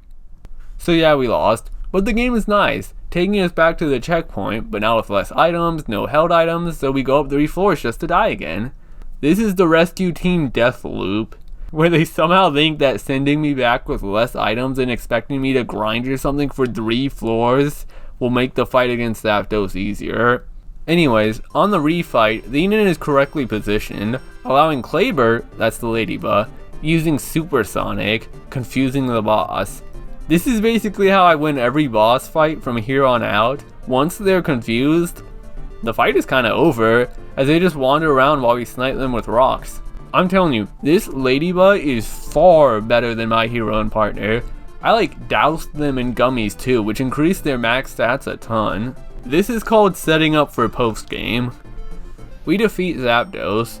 Right on time Team Act shows up like, god dang, y'all took your time, huh? I even got wiped. Zapdos gives in and gives Shiftry back, saying that next time it will go all out. But little did Zapdos know, I never bothered fighting it again. See ya. With Shiftry free, Alakazam calls us out for being a human, but unfortunately he doesn't know why, and says we should go to the Hill of the Ancients to find Xatu. Meanwhile, Kleber's just sitting there chewing away on some popcorn. As everyone leaves, Alakazam seems to be hiding some suspicions, but I'm sure it's nothing to be worried about. The next day, the Enon finds out that the Hill of the Ancients is at the Grand Canyon, which I feel like Alakazam should have told us that, but that's where we're off to now. I like this choice we can have with asking the Enon why they care so much for us. There's definitely an awareness to who the partner is, and I honestly kind of worry for people like this. But if the Enon wants to roll, then let's do that. There's a lot of cool Pokemon here I wanted to recruit, like Fanfi, Skiploom, even after the Skiploom incident of 2021. We don't need to talk about that. I still haven't recovered. But especially Heracross. I love Heracross. I know, bug user. But because it's Mystery Dungeon, I got none of them. But I did end up getting a Murkrow, and they were the first to break 3-digit damage. I don't know why, but that's always a milestone when it comes to RPGs for me, entering the next digit of damage. Crap was getting rough, so I started to buff myself at the start of every floor with Withdrawal. Meanwhile, the Enon would power up enemy Pokemon with their fire moves. Good stuff, buddy. Upon reaching the 13th floor, we reach the Hill of the Ancients, where we find Xatu, staring off into the sun. I always thought Xatu was so cool growing up. I want to look at the sun. Xatu isn't talking to us, so the hero tells Enon to tickle him. This is what they proceed to do, which considering Torchics don't have any arms, I can only assume that they were shoving their beak in there, so this kind of ended up being awkward for all parties involved. But it works, and Xatu speaks. No lie, as soon as the music started playing, I hit the gamer lean. Xatu says the world's balance is messed up, and that's connected to the fact that the hero has transformed into a Pokemon. Gengar overhears the conversation before leaving, which I'll be honest, I'm surprised his weak ass even made it up here. I guess he is a ghost type though, so he breaks the game by default. Next day, Enon asked me if what Xatu said was concerning. Now, I mean, it is the end of the world, and I only just got here. We talk about the world balance and what that even means, as we continue having a normal day, until we go to Pokemon Square. There, the Gossip Gang discuss some tale known as the Ninetales legend, saying that grabbing one of Ninetales' tails will curse you. We go to Wishcache to get the full story, and basically, the tale goes is that some human touched one of Ninetales' tails, and they got cursed. However, before the cursing, a Pokemon named Gardevoir protected the human and sacrificed herself. The human could have potentially saved Gardevoir, but just ran away, with Ninetales predicting that human will one day be reborn as a Pokemon. And when that human gets reborn, the world's balance will be put in jeopardy. Which is a pretty funny story. Surely people won't take a made-up story seriously, right, Enon? Buddy? Enon doesn't want to do anything today and decides to leave, before abruptly apologizing for thinking that we were the human that got cursed in the tale. I mean, it kinda makes sense, we're the only other human here, right? But Enon forgives us because we're an invaluable friend like no other. Buddy, I worry for you. Back in the dream world, we finally contact the Pokemon of the heroes, and I'm sure some other people's, dreams, Gardevoir. We don't get much info, only enough to understand that she is our something. The hero suspects that they may have been the human that abandoned Gardevoir and got turned into a Pokemon. And well, I don't see anyone else with a similar story, buddy, so... The Union shows up saying there's commotion at the square. Meanwhile, I'm like, oh, we're at this part of the story already? We do a little dancing before heading down. I love the eeriness of these shots here. Really gives the foreboding nature that something wrong is happening. So Gengar is in the middle of the town recounting the Ninetales legend, explaining that it's the reason the world is in danger of being destroyed. Everyone agrees that the only way to save the world is to kill this Pokemon, as Gengar finishes with saying that it was Elkins who was the human destroying the world, and everyone eats that up immediately. I can't believe how accurately this displays mob mentality. Shouts to Lombre going out for blood with the first strike. Like, buddy, if your head ass swings at me again, I'm gonna drop you. So basically, everyone wants us dead now. Truly believing this random guy, who has probably been a jerk to at least someone here. Meanwhile, we showed up and started helping this place out, filtering out money into the economy and saving some of y'all. Maybe it's because I'm a grudge holder, but screw everyone in this town. We're enemies. Except for Wigglytuff, he's fine. And the kids I helped, well, what are they gonna do, right? Wishcash, I mean, you can say it's his fault for telling the story in the first place, but Gengar and the rest of the town only made it his fault because they blew it out of proportion. Worse yet, the hero starts to actually believe they are the human that abandoned the Gardevoir, which even if they are, it's clear they aren't that person anymore. I asked Deanon if they want to quit the team, you know, everyone's trying to kill me, like, maybe I should just move out. Before Deanon can reassure us, Team Ass shows up like, well, it is what it is. A town meeting was held in what had to be like 2 minutes, so it seems everyone is pretty certain they want us gone. Alakazam says he's gonna give us a 1-day head start to run out and find our innocence. And buddy, you either believe us or you don't. Rescue teams from everywhere will come to hunt us down, so it's time we pack up and go. Deanon truly believes us to the very end, and we vow that we will return here one day innocent. And I mean, I don't even want to be here anymore, but whatever, we'll come back. We wake up early next morning to pack, and luckily everyone else is asleep. I like all the dialogue here, from buying, selling, to even explaining how the shop works. It's really cute. I appreciate the quietness this area once booming with friendly music. It really gives this silent feeling of finality. It's gonna be important we gather all we can, because the next part of this game is brutal. We decide to not tell our recruits as we set off, because I guess we just have no faith in them. But shoot, it's probably better not to drag them into this. One of the best songs in the entire series plays here, Away Fugitives. As our few friends that do believe us say bye, even Pelipper flies in to give us a farewell letter, as we set off on a globe-trotting journey to prove our innocence, no matter what. Some people have the need to compare this song to some song from the main series Pokemon game, and honestly, don't insult this song with that trash. Don't think that some random ass battle theme could ever compare to this moment. Seeing these two characters get betrayed by everyone, traveling the world and finally seeing the destruction that has been happening every second of the way, like walking into an apocalypse in motion. This shit connects to me on a scale more personal than I'll ever be able to tell y'all, but this moment is the highlight of the game for me. But it's also the part I feel like is the biggest missed potential. I really wish this was just the direction the game took from here on out. That what we just finished was the beginning of the game, the inciting incident to encourage us to explore the world, make unlikely friends from past enemies, start a new base, and continue to fight, slowly unraveling the truth so that one day the hero can prove their innocence, not for the sake of the people who didn't believe them, but for themselves, who they didn't believe either, and our friend to always keep us hopeful. But instead, this part of the game is like 3 obnoxious dungeons and then everything's back to normal, with text in between explaining all the cool stuff I wish we could have experienced, instead of being literally shoved into the next dungeon. But maybe I'm just wishing this was a different game at that point. Instead, we end up at Lapis Cave, a rather unfitting dungeon theme that I don't particularly like, as we're chased by, well, just text. There's an implication that there are teams after us, but we never see these teams. Imagine all the characters that could have been introduced through this. Good people who think they're doing a good thing. Heroes of their own story trying to save the world. Oh well. Luckily there's some Kangaskhan statues that will allow us to store and withdraw our items. So I don't have to come into dungeons with a full inventory. I can hold back a little. We go through Lapis Cave and we end up getting chased to Mount Blaze. I remember this place for one reason. Public enemy number 1. Let me tell y'all what I think the meta of Rescue Team is. It's multi-hits. Other games introduce so many moves that hit the full room that I think that's the meta of their games. But for Rescue Team, attacks that just hit over and over, busted. They're just so powerful. As soon as I got targeted by one of these moves, it's time to start rolling the die.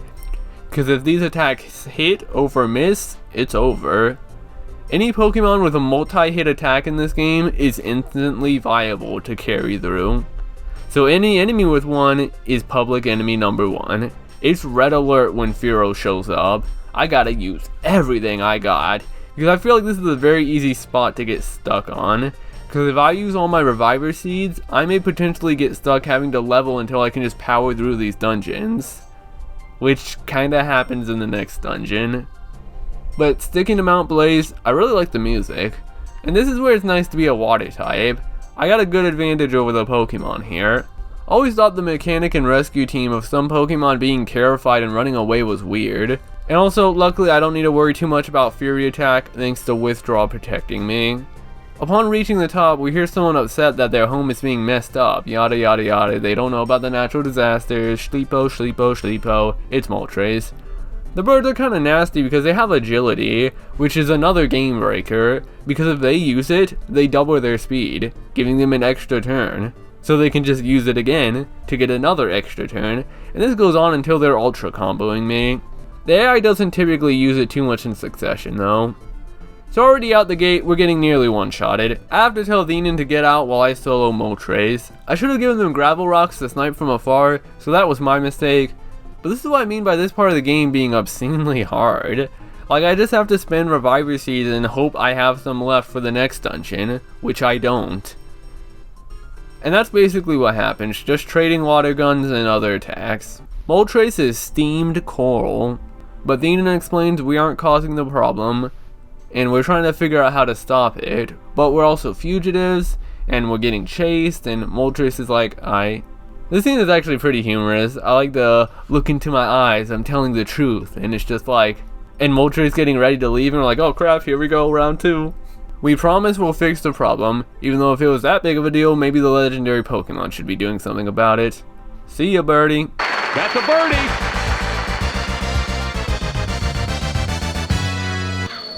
We take a look at the view of Mount Blaze that we just beat, and reflect on the journey so far, which for me has just been 2 dungeons, but it's assumed weeks to months for these 2. We feel a little relieved, but we know Team Ass Clap is going to be on us any second, so we don't have too long to break. Black screen and text tells us all the cool journeys that we could have ended up on, before arriving up north in a snowy path. The music here is another favorite of mine, Escape Through the Snow. In the distance we see a strange Pokemon who quickly runs off. Waluga. We get the choice between going to Frosty Forest or a side path. These generically named side paths are weird non-areas that loop the player around so they can ideally get XP and money, but for some reason they choose this side path to have Pokemon that barely give any XP, and Pokemon that just run away from the player at low HP. If I didn't have Bubble to snipe, I wouldn't even get XP from these guys, and there was no way I'm using Gravel Rocks on this. So I chose Frosty Forest, I was feeling confident, and this is where things get brutal. Not too long in, we get this rather ominous text of someone who is watching us. I slide through Frosty Forest pretty smoothly, but little did I know this was just the beginning of my Frosty Forest life. At the end of the dungeon, we encounter Articuno, who blah blah blah blah, blah, y'all know where this is going. So the fight begins. I'm going to show you all a good example on why this part of the game is so frustrating.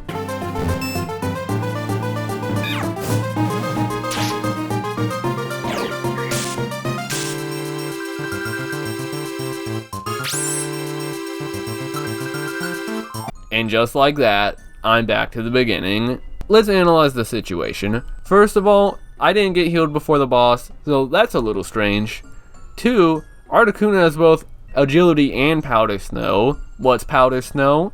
Powder snow is a warrior from the future coming to wreck us in the past. It's a move that targets all Pokemon in the room. Articuno doesn't even need to be near us to use that attack, it could be anywhere.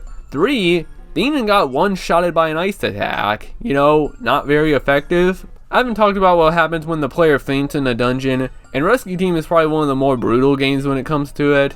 First of all, the player loses all their money. Second, they lose a majority of their items, including their held items. So I get sent back to the checkpoint statue. No item, no wallet, no pants. I figure if Xenon was getting one shot regardless where they stand in the room, I'm gonna need some reviver seeds or grind some levels. So I leap to the snow path, where as I mentioned, the Pokemon give like no XP. I don't know the point of this dungeon. So then I just go through Frosty Forest again, and this happens. Examine carefully, and prepare to be mind shook.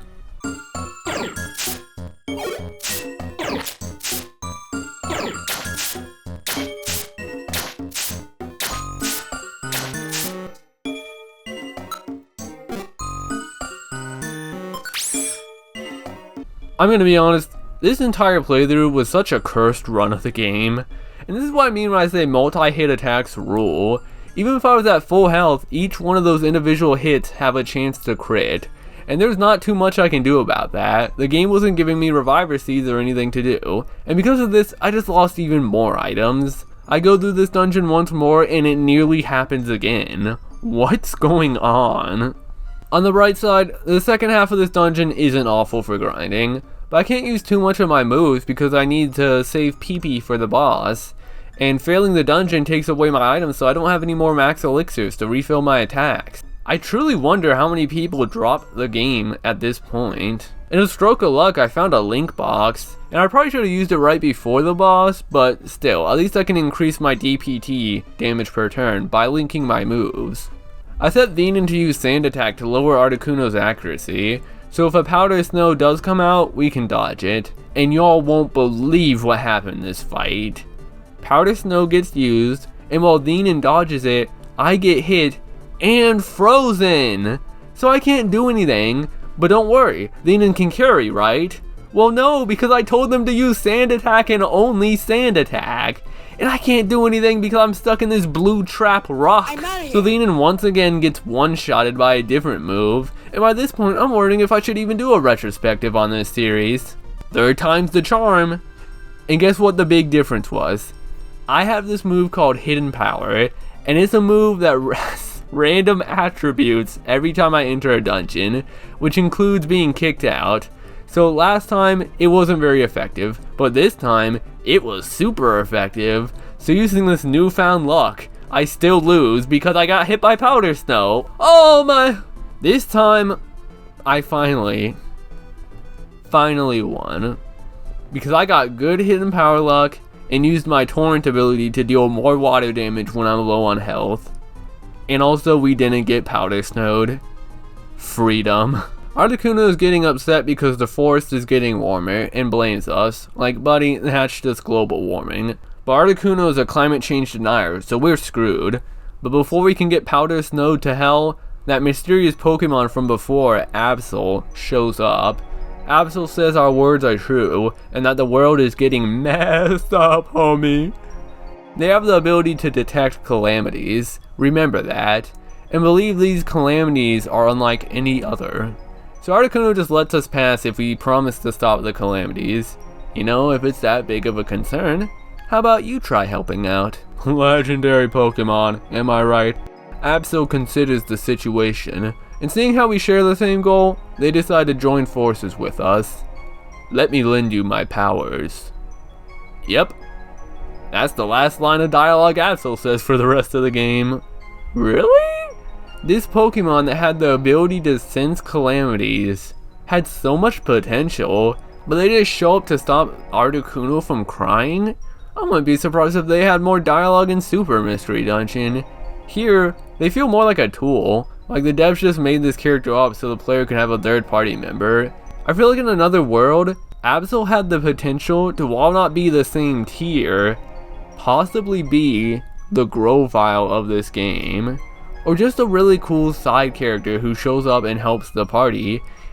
Like, bro, this game is about calamities on the world, and you're telling me this Pokemon that can sense calamities has like 3 lines of dialogue? What's going on? But oh well, they're done being a character, so I guess I'm done talking about them. Heading farther into the cold, Deanon asks what's going to happen to the two of them, and well, it's nice that you've already forgotten about Absol too. I swear, Absol feels like an optional bonus character that isn't supposed to be here. Deanon continues to show their unwavering love for us, as we suddenly get visions of Gardevoir. She shows up, but only the hero can see her. She says we're approaching Mount Freeze, and while it would fit the thematic nature for Articuno to be there, with Zapdos on Mount Thunder, Moltres on Mount Blaze, but whatever, she says that at the top of Mount Freeze is Ninetales. We tell this to Deanon, and while I feel like most people would probably just say we're hallucinating from the cold and losing our minds, Deanon is just like, "We're gonna get you cleared, buddy, this is great!" What a legend. Though all this makes me question how this world works. Like, what about potentially other Ninetales? Does every Ninetales have the ability to just overpowerfully curse someone? If I think too hard about this world, it starts feeling like the writers just made things up and didn't consider the consequences on the overall world from it. So I guess we just gotta follow my life mantra. Don't think about things too hard. I'm gonna be honest, I don't really have much to say about these dungeons anymore, because they're all the same. It's just a bunch of randomly generated rooms connected by tunnels. I guess this was fun when I was a kid, but I don't know, nowadays this feels kinda boring. Like every dungeon is just a palette swap, with the biggest mechanics being whether or not there are lava or water. There's some gimmicks, but those take getting to a post-game to see, and even then it's just a flag flipped on the dungeon generation. No dungeon has anything about them that makes them specifically unique, except for one in the post-game. And I don't know, that's kinda weak. But I guess I'll talk about the new stuff when they come. Reaching the top, Alakazam's team finally catches us. And with Absol, I was really expecting a full like 3-on-3 fight, like we're about to play some King of Fighters. But no, it's just a cutscene battle. The player never actually fights these three, and I always found that odd. Before we can win, because that's what was going to happen, Ninetales shows up. I don't know why, but younger me really thought the line, "These are my guests," was really cool. Jeez. I always like the Ninetales portrait. It's a lot more dynamic than most Pokemon standard consistent angle. It gives personality, it makes Ninetales feel more like a character. Ninetales says the legend is true, and that a human really did get turned into a Pokemon. But our Squirtle Elkins is not that human. And this causes Deanon to damn near explode. Like, golly gee, they might care about this more than we do. Woo! Ninetales then says that the person in the legend becoming a Pokemon has nothing to do with the calamities, meaning this was all in line in the first place. Deanon comes out roasting Alakazam's piece of garbage ass, -2000 IQ ass, head shaped like a... I don't know. And Alakazam starts feeling the cancel culture remorse. Charizard, don't even say that crap. Honestly, if it was just me, I'd walk up to Alakazam, say, "Give me your badge. Yeah, your rescue team badge, I need that. Give me the gold rank too, I'm taking over." But I guess we should be making friends, not enemies. So we all chill and celebrate, thinking about how long of a journey it's going to be to get back to town. I'm also wondering on why the hero was turned into a Pokemon then. But before we can think too hard, the ground shakes, with Ninetales saying this will cause the Pokemon Groudon to wake up. So Team Act decides to stay back to fight Groudon while we go back home. With honestly no real evidence, so we're just gonna get chased out, but whatever. And so we're back! It'd be pretty funny to come back and see the Gengar taking over the town. I mean, his plan did mean that all the strong Pokemon would leave, so he could have done something. But I guess he just wanted to be a jerk and incite a mob to kill some people, as a prank. Everyone's hating on each other because the golden source of positivity has left them, but no longer, as we step back in on the scene. Deanon's nostalgic about being back, but for me as the player, I mean, that was like an hour and 30 minutes ago maybe, so not so much. Honestly, the 99 floor dungeons take longer than that. We're innocent, not the human that messed everything up.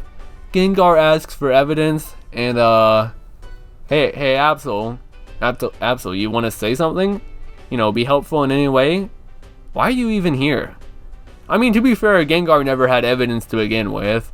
Gengar orders the town to attack us, but they've gotten so bored of the whole mob mentality thing by now, and say nah to that. Pelipper even swoops down spreading news about our innocence, which might high-key make them the MVP of the game. They had those papers ready even before we came back. Now that's someone who always knew we were innocent.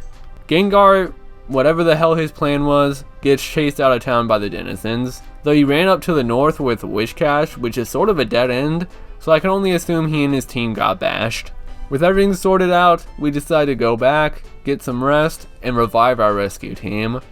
Though I'm sure those rumors about us being world destroyers has irreparable damage to our lives and careers, so we probably don't have any excess mail anyways.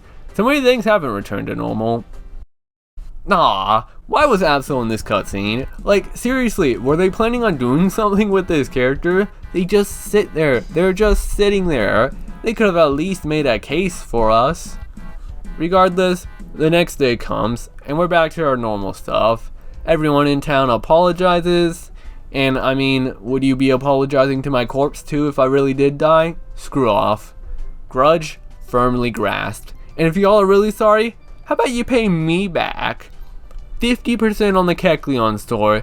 Allow me to borrow 50 reviver seeds from other teams at the Kangaskhan storage. Persian Bank, give me interest for all the time I spent while I was gone. Wigglytuff, give me all the friend areas. Free. Gulpin? Honestly, you can just leave town. But nah, just say sorry and everything's better? Disgusting. Lombre, you can't even say sorry. You spoke with your actions. Makuhita doesn't even apologize, and I appreciate that honesty. We can now get missions at the places we went to, so we can relive our painful experiences as fugitives. And I feel like going all the way out there to these places would take days to weeks, just for one rescue mission. I'm glad I'm not on a rescue team. Speaking of Kleber, which is funny because I was not speaking of Kleber, I don't know why I put that in the script. Remember how I said multi-hit attacks are the meta in this game? Well, Kleber has Comet Punches, and that move is incredible. And to think in the later games this Pokemon would also get Silver Wind? Like, golly gamer. After some days of potential fun, I don't know, that one made me laugh. After some days of potential fun, Elkin streams once more to find Gardevoir. Elkin has some questions. Gardevoir calls herself an agent of the spirits, which I don't even know where to start with that one. But she's like this because she protected her trainer, the human from the legend. Which, I mean, there aren't any humans here. So did this take place in the human world? Why is Ninetales? Did Ninetales cross over? And the hero's like, wow, your trainer sucked. And she's like, yeah, he sucked ass. I guess that's a pretty interesting glimpse on what it's like to be a Pokemon forcibly captured by someone you think is a bad person. Gardevoir says that for some reason, she can't hate her trainer, even though he was such a terrible person. I mean, that's just Stockholm Syndrome, look it up, Gardy. She talks more about how she doesn't mind her new role, and that the hero themselves have a role to fulfill, which is why they are here. But before we can get any more answers, an inconvenient earthquake shows up and ruins the plottage. Waking up, the hero recalls what they were just told one cutscene ago? Really? Whatever. Anyways, Zenon tells us that the earthquake might have been Groudon. Alakazam's team hasn't came back yet, but I mean, it's not our problem. So let's get back at it with another free day. Is what I would say. Suddenly, why not and Wobbuffet show up? Why not says they need help, and they have a bulletin board post about it. Which, buddy, that's not how this works. If you want us to help you, send the mail to us. Not just put the mail up and tell every rescue team about it. Though that is admittedly a good strat. I find their mission asking us to please punish bad Mankey's gang, where they explain that a group of Mankey are causing havoc in Uproar Forest, so we gotta do something about it. This kinda makes me wonder how easy it'd be to fake someone as being bad and calling rescue teams to beat them up, kinda like swatting. I mean, I guess this just happened in the storyline with Gengar, and at least we get more of a bearing on this situation here before attacking, compared to the outlaw missions in later games where we just no questions asked, we just fight. Uproar Forest is a dungeon like any other. But there are a lot of green and grass gummies, which my ladybug appreciates very much, and if we're being real, they're already scheming on taking over Team Love. On B9F I find a chestnut. This is very important, make sure to hold on to these, I'll explain why in a bit. We fight the Mankey at the end, which really isn't even much of a boss fight, we drop them before they can even get to us. And we leave. Yeah, we just beat them up and dip, no dialogue. Wynut thanks us for our duty and gives us a chestnut as a reward. Meanwhile, Denon is like, what the hell is this for a reward? Denon performs an EX meter costing feign appreciation as the Monkey Gang shows up. They're mad, but they like our nuts, like the chestnut we have. So we end up coming to the agreement that we pay them chestnuts for building us a new base. Yeah, remember that? We're in the filler zone. I know I'm skipping a bit, but I'm falling asleep. And a few days later, the base is coming together, but the Mankey refused to work unless I gave them chestnuts. Remember how I said they were important? Now I really fall asleep because I'm expected to revisit the same dungeon I just did to hopefully run into an item I need to move on with the plot. I didn't even get any rescue missions here. This is probably the worst part of the game, so I return to Uproar Forest and... oh shoot! A monster house! Okay. So a monster house is an event typically occurring in rooms with too many items that will cause a ton of enemies from the dungeon to fall from the sky, even changing the music for the floor. With the lackage of common full room hitting moves, they're particularly tough in Rescue Team. Like if I was in Gen 4, my ladybug would have Silverwind and this would be a piece of cake. And yeah, I do love Silverwind. I talk about it every day and I'm talking about it now. I love it. This can make them a bit of a slog, having to sit through all these enemies' turns, especially when my turn comes around and I just miss my attack. But shoot, it's something interesting at least. Anyways, I run through the dungeon again, found a chestnut, and returned home. We give the chestnut to the Mankey, and a few days later, the new base is finished. And honestly, this is probably one of the coolest parts about Rescue Team to me. The fact that every starter Pokemon gets a unique house with a unique inside and flag. That's cool as hell. And I don't even think any of the other games do anything specific to the starter Pokemon we choose. That rules. We all stare at it in awe, even though it kind of makes Elkins look a bit narcissistic. But still, everyone worked together and we had a good time. I'm just glad this part of the game is over. We tell the Mankey that since they're finished with the job, they aren't getting any more chestnuts. They get mad and start trying to destroy the place, and we kill them. Next. We got a few free days. Decided to do an escort mission because I was feeling brave and figured maybe I should at least try to get my rank up. I'm pretty sure I ended this playthrough with silver, so clearly I barely paid attention to, well, being a rescue team. Wait, hold the hell up. X-ray specs at the store? Yeah. Sorry, Denon. I'ma have to mortgage that new base we just got built to buy these suckers. It's X-ray specs. Y'all might be asking, what are X-ray specs? And, oh, Goofy Gamer. These speckies are an equipped item that allows me to see all enemies and items on a floor, giving me great ability to scout, knowing where enemies are, and also giving me a purpose to where I choose to go in a dungeon, heading towards items and finding stairs along the way, instead of just randomly moving around and finding things. It also allows me to tell if a room has a lot of items, denoting it as a monster house room or a Kecleon shop room. I'll get to the latter in a bit. And they're just so drippy. A few days or so later, we wake up to an earthquake. Wahooga! Lombre tells us that Shiftry is calling everyone to the square, so I guess we'll come and check it out. Shiftry tells the crowd that Alakazam's team is still missing, and I'm gonna be real, they're probably dead by this point. It's been like a week, potentially months, considering we had to travel all the way back. We probably should have done something sooner. Shiftry asks who among us, be quiet, will lead us to the rescue team.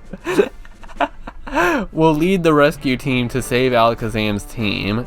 So we're thinking about stepping up, and this garbage can, toilet head, bongo built head ass, absolute ultra trash Lombre pushes us back and tells us we aren't ready. Buddy,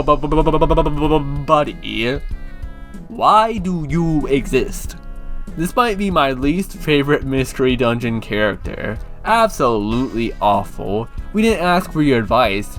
You had no clue what we went through while you sat there in town gossiping. The only thing you know how to do. Pathetic. So it ends up being Team Hydro's Blastoise, Team Constrictor's Octillery, and Team Rumble Rock's Golem. Funnily enough, the player can even fight each of these at the Makihita dojo. But anyways, they set off, and we're back to free days. It's also here I just started dumping gummies into Kleber. Like, they were going to town on these jokers, and they were loving it. It's kinda sad I never got their final IQ skill for them, which is basically no clip mode. I decided to go on another escort mission, because, I don't know, I like living on the edge. Having X-ray glasses helps me anticipate danger, so it's a bit safer. I succeeded too. Next day I did some missions at Frosty Forest, and finally discovered a new dungeon element, Kecleon shops. These are basically in-dungeon stores where I can buy and sell items. They're pretty handy, but if you're bringing money into a dungeon and rescue team, you might have already messed up. And of course, I don't advise stealing from them. Though I did later perform a successful steal using a Troll Orb, an item that moves all items on the floor to the player. Use that by the staircase, take what I can, and move on before the Kecleons can jump me. So anyways, after a few fun-filled days, Nina wakes us up saying there's a commotion down at the square. Alright. We go to find Team Hyper Chumps slump on the ground. They were wiped. Didn't even make it to Groudon. An uneasy air sets in, as Gengar laughingly emerges on the scene to remind us that he's still relevant. He goes on some long-ass nihilistic doomer rant. Sometimes it's better to wise up and give up. God, what a dumbass. Deanon tells him to shut that trap and eat some crap, because we're going. And then Deanon pulls a level 3 full meter charisma flip and tells everyone to be hopeful. Everyone deciding that they want to go too. And it's going to be a full group party mission. Well, not really gameplay wise, but everyone's going in the story, because we're rescue teams. I know my team is still like, maybe silver rank by now, but that doesn't change the name. Gengar runs away as I wonder why he still exists, as we get ready to tackle the Magma Cavern. We should get a good night's sleep before though. Sleep. Gardevoir appears in our dreams once more, encouraging us for tomorrow, and saying that the hero's role of being a Pokemon is slowly coming to an end. The hero asks for more information, but Gardevoir goes Vago mode, and hits us with an au revoir, and I thought I could be pretentious at times. Elkins wonders just when this end will come, but no time to waste, let's go to Magma Cavern. Oh wow, a dungeon full of fire and ground type Pokemon. It's a good thing I got a water starter who is super effective against all of them. I'm telling you, this game was made with us water typies in mind. But yeah, a lot of strong Pokemon here with good XP payouts. Kleber's AI wasn't good enough to understand that flying over lava will cause them to catch on fire, so they were steaming this dungeon. Something funny is that after 20 floors to this dungeon, we're taken to the pit portion of it. But this part of the dungeon is just one floor, and then we get to the boss. That's interesting. We find the knocked up Tyranitar and Charizard, and going forward, we find Alakazam, who after all this time is still fighting Groudon. Like, at what point do y'all just get bored and call it a truce? Alakazam gets, I guess, disintegrated as Groudon appears, ready to game.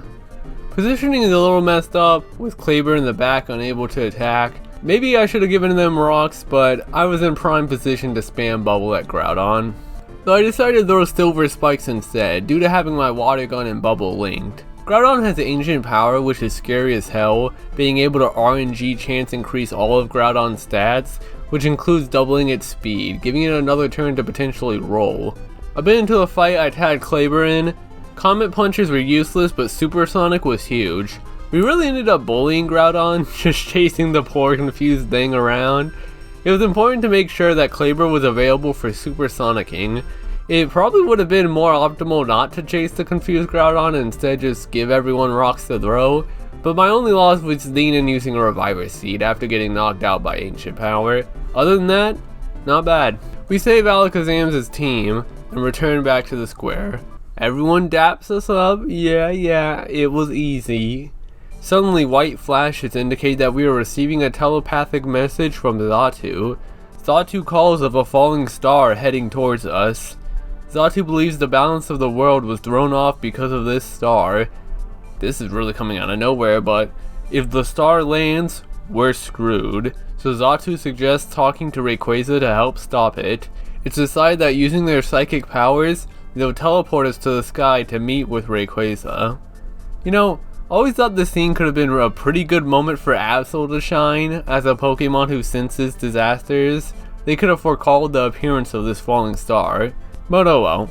Once again, I love the song that plays here, World Calamity, as we prepare for this potentially final adventure. Taking a last rest, the hero has an odd, terrible dream, as we see that Gengar has snuck into the house and is using Dream Eater. See, this is why we needed a door. I don't really know what this guy's plan is. I can only assume this is some sort of assassination attempt. I truly do not understand why Gengar hates the hero so much. He interestingly remarks about the hero also being a human, which implies a lot. Gengar ends up being scared off by this strange light thing entering the hero, which I guess was Gardevoir? I always assume Gardevoir is like in the hero's body. I mean, only they can see her. I don't know. Don't think about it too hard. But Gardevoir finally gives us the answers that we've been waiting for. Elkins was transformed and sent here to save the world. Knowing of the disaster of the world, they needed to seek a hero, but they struggled to find one until coming upon Elkins. Which is weird because they aren't even really saving the world, they're just telling Rayquaza to get off its snaky butt and save the world. But human Elkins didn't believe they were a hero, instead to put them to the test by clearing their memory as a human and coming here. Honestly, this plan has so many layers to how awful it is, in all the potential ways it could have gone wrong. Like, maybe the spirit should have just told Rayquaza that there was a star falling, but maybe the threat wasn't clear yet. Also, why did it need to be a human? I'm thinking too hard. Let's just go with it. So that's why we're here, and when we're finished clearing this star, Elkin's role as a Pokemon is over, and they can go back to being a human, leaving Theenan and all their friends behind. So really just Theenan. Gardevoir says, "Tough stuff, homie. I had a friend I cherished once and that's gone too." A flash indicates that someone else is peering into her dreams like, god dang, where's the privacy? And has just left, crying. Well, that's random, even though I got a good idea who it could be. But we say our potentially last goodbyes to Gardevoir. Bobby Boar. Theenan's ready to fly, so let's ride. We say our goodbyes to everyone. I don't think I said bye to Makuhita, but I don't even think Makuhita's aware I exist. And head off to the Hill of the Ancients, where we find Xatu and Alakazam finishing the teleport gem, made using their combined powers, and also the help of a third other ghost-type Pokemon. Huh, that guy sure has a problem with doing interesting things off-screen. Regardless, Elkins comes to terms with the fact that this is their last adventure with Theenan, and the three Pokemon touch the gem, and we arrive at Sky Tower.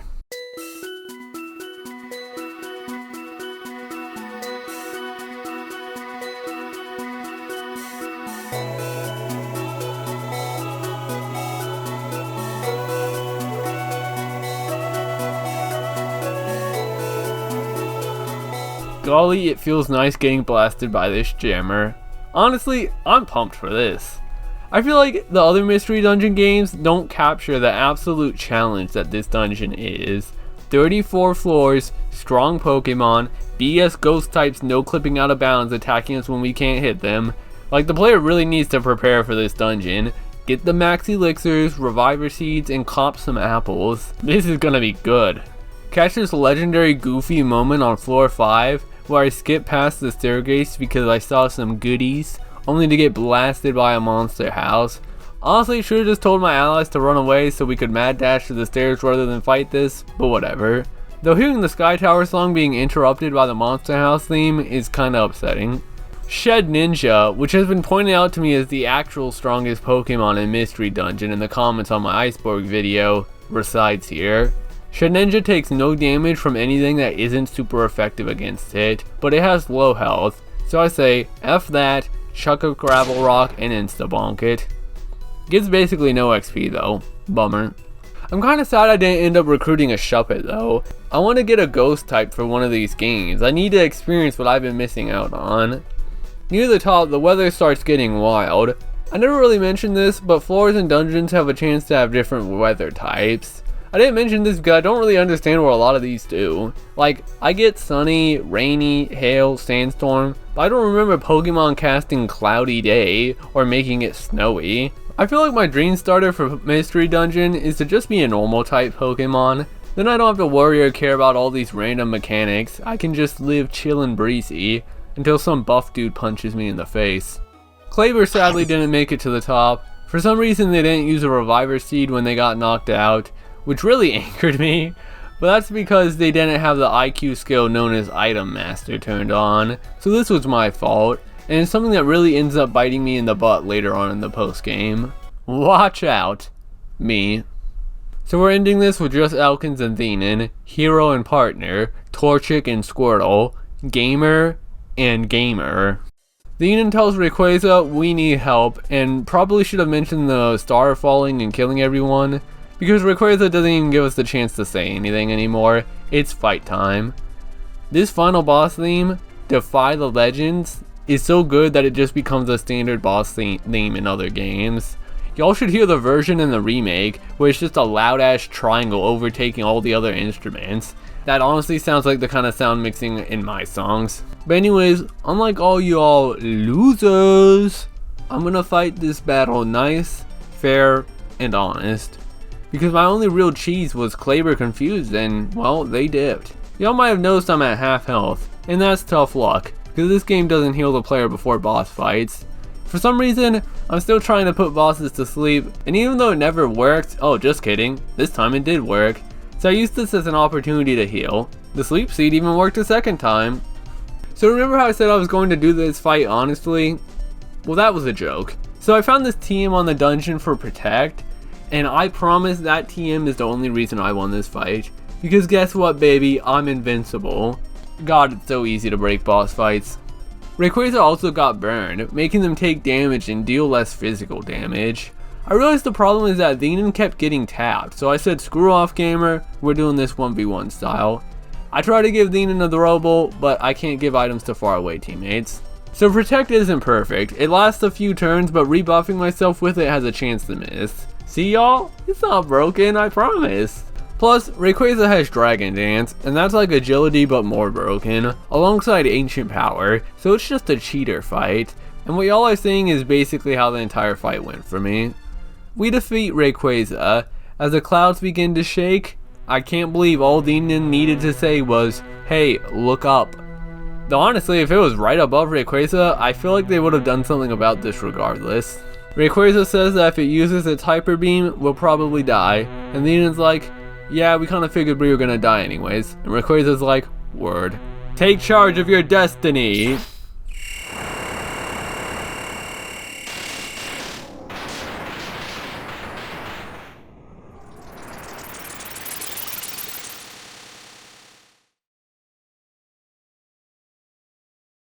We get f***ing destroyed, and now we're a spirit, so yeah, I guess we kinda died. Gengar shows up and decides to drag us to hell, because I guess he can do that. Well, he ends up getting lost and dropping us here, which I guess he's just trying to look cool because he saved both the hero and the partner. Realizing the star has been destroyed, we celebrate, we won peace. The best song in the game, Aftermath, plays as we get this nice scrolling through the town and the people we saved.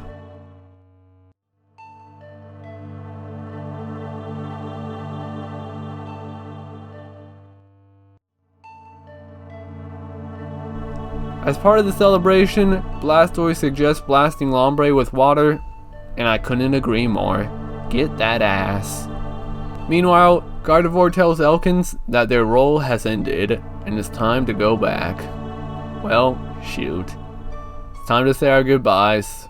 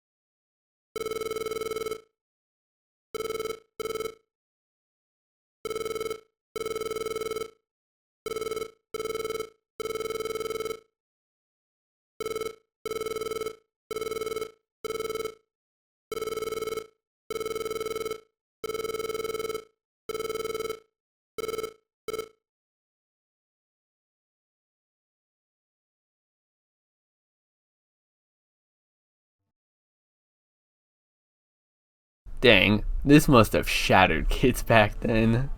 Also, sorry for no commentary. I didn't really know how to speak over this scene.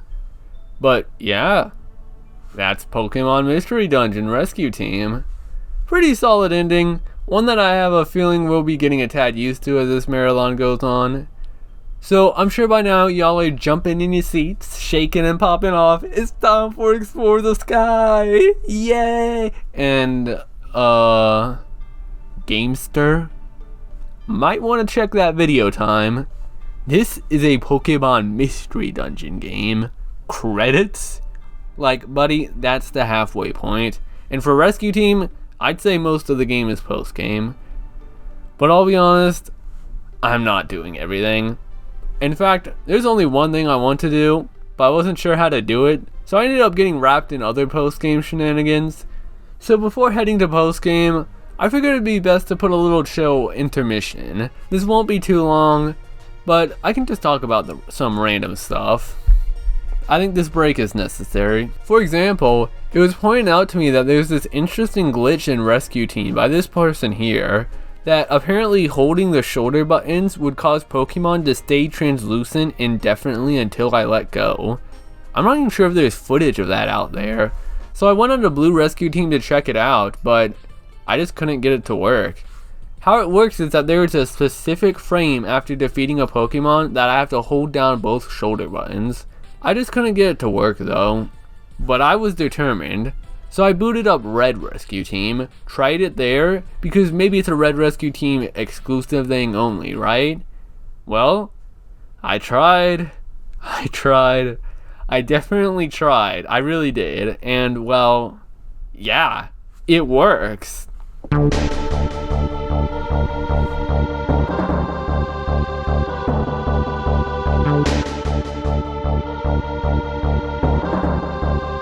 This is kinda cool. I can't do anything during it but stare into the spirit of the Pokemon I just slumped. Still pretty cool though.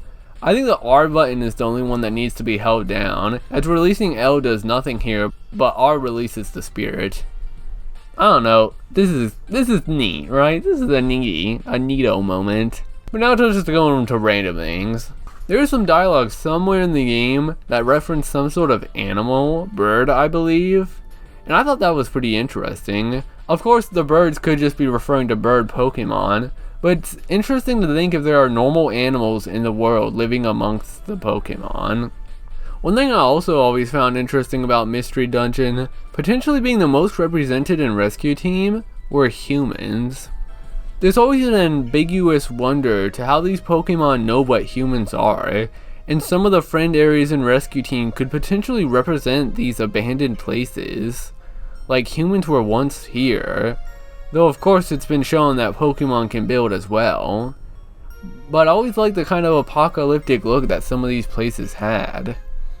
I feel like it's touched upon lightly enough that everyone has their own theory and perspective to what happened to cause this scenario of Pokemon's knowing what a human is, but living in a world without them. I guess I was also thinking about Heartland.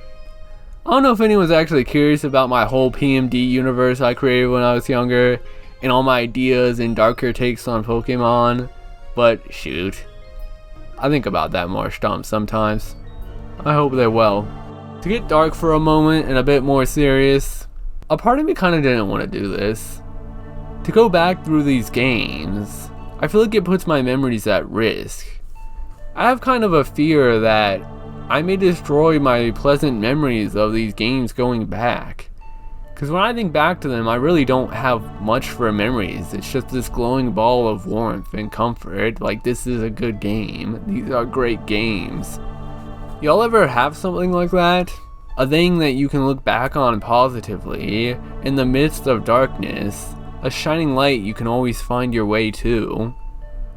As time goes on, at least for me, those lights begin to flicker, and doing stuff like this makes me feel like I'm going out of my way to extinguish these lights.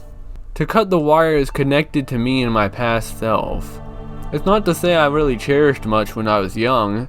I can't even really remember much of me being young.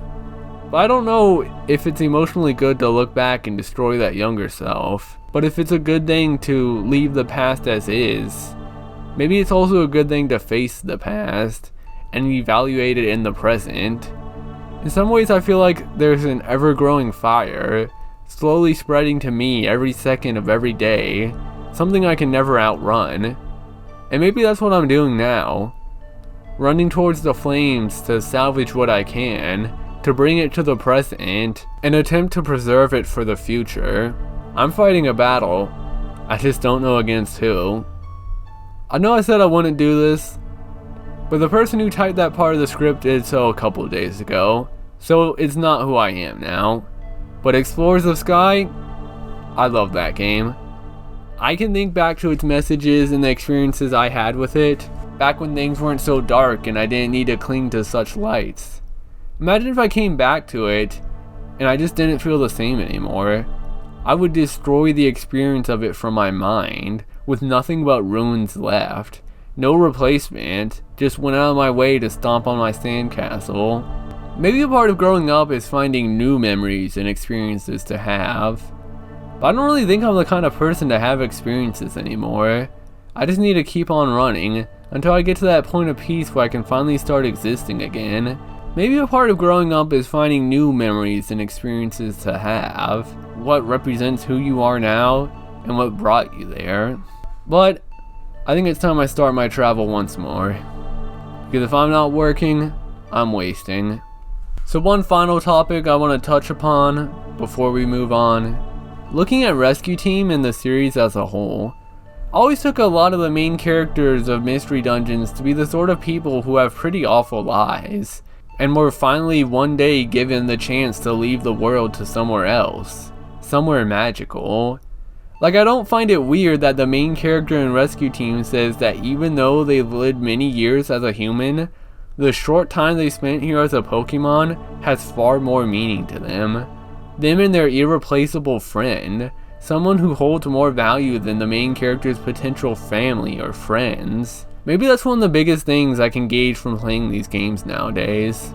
Like, shoot, if I could go to another world, away from where I am right now, yeah, I'd do it in a heartbeat. Hell, maybe I can, but I still got a lot of stuff I need to do here first.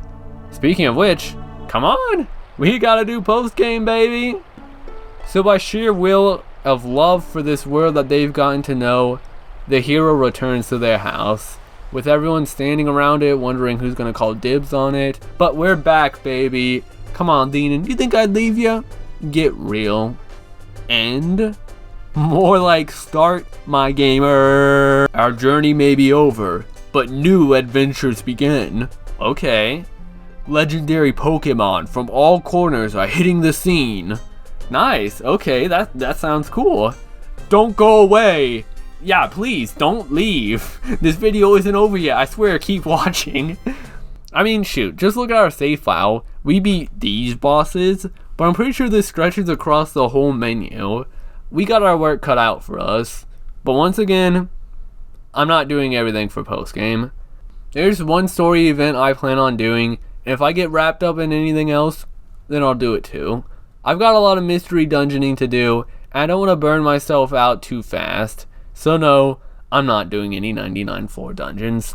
So despite Elkins and Deanon destroying the start, the disasters are still present, just slowly fading. So rescue teams are still working, and at least we now know that this won't result in a world-ending calamity. Things are a lot chiller.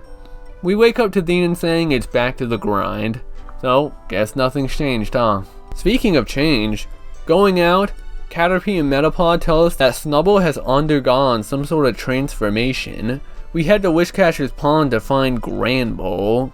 Thanks to the balance of the world being normalized, we can now evolve through this new hole at the pond. The problem is that I can only enter it alone, and there's no way to get Deanon off my back, so I guess we're not evolving yet.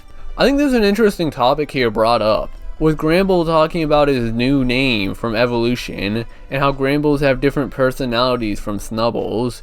Pokemon like Lombre wondering if they want to evolve, not sure if they'll like the new person that they'll become. I don't know, I just find this stuff pretty fascinating, just something I never really considered. There's not too much new stuff in town. Wigglytuff has new friend areas, which, yeah, I'm not buying all these. Near our base, we can find Metachamp from Team Meanies, and she's laughing it up about how Lombre almost drowned at sea. I won't make a comment. Going to Lombre, we get the truth of how one day he was swimming when a storm came out of nowhere alongside a dungeon. He tells us to talk to Wishcash to learn more.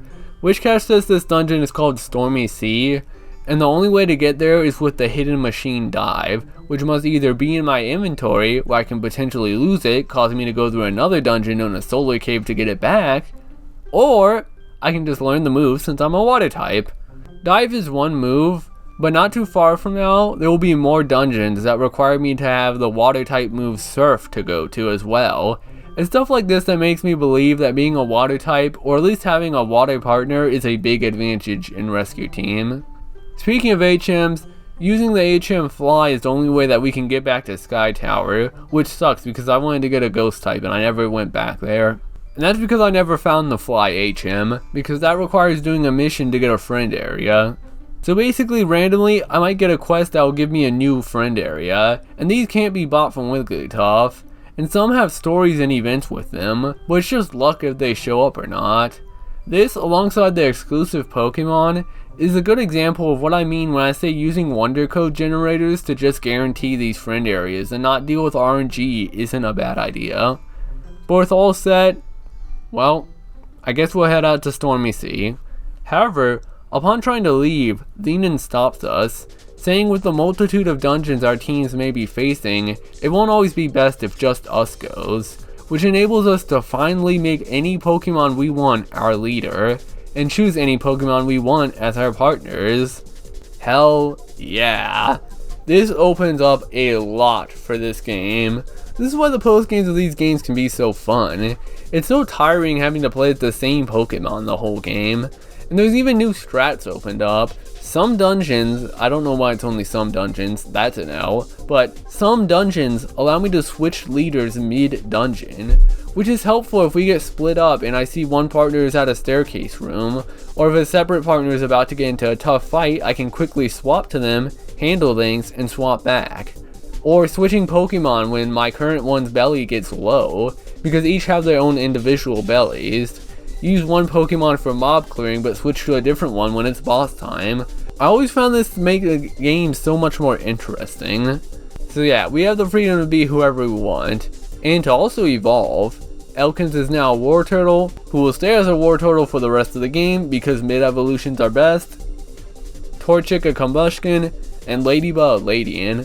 Ledian is such a cool design, and I like this whole superhero attitude Kleber has adopted from it. It's very cute. They're cute. I love them. One thing that Super Soaker sucks about this though, is that none of these Pokemon have portraits.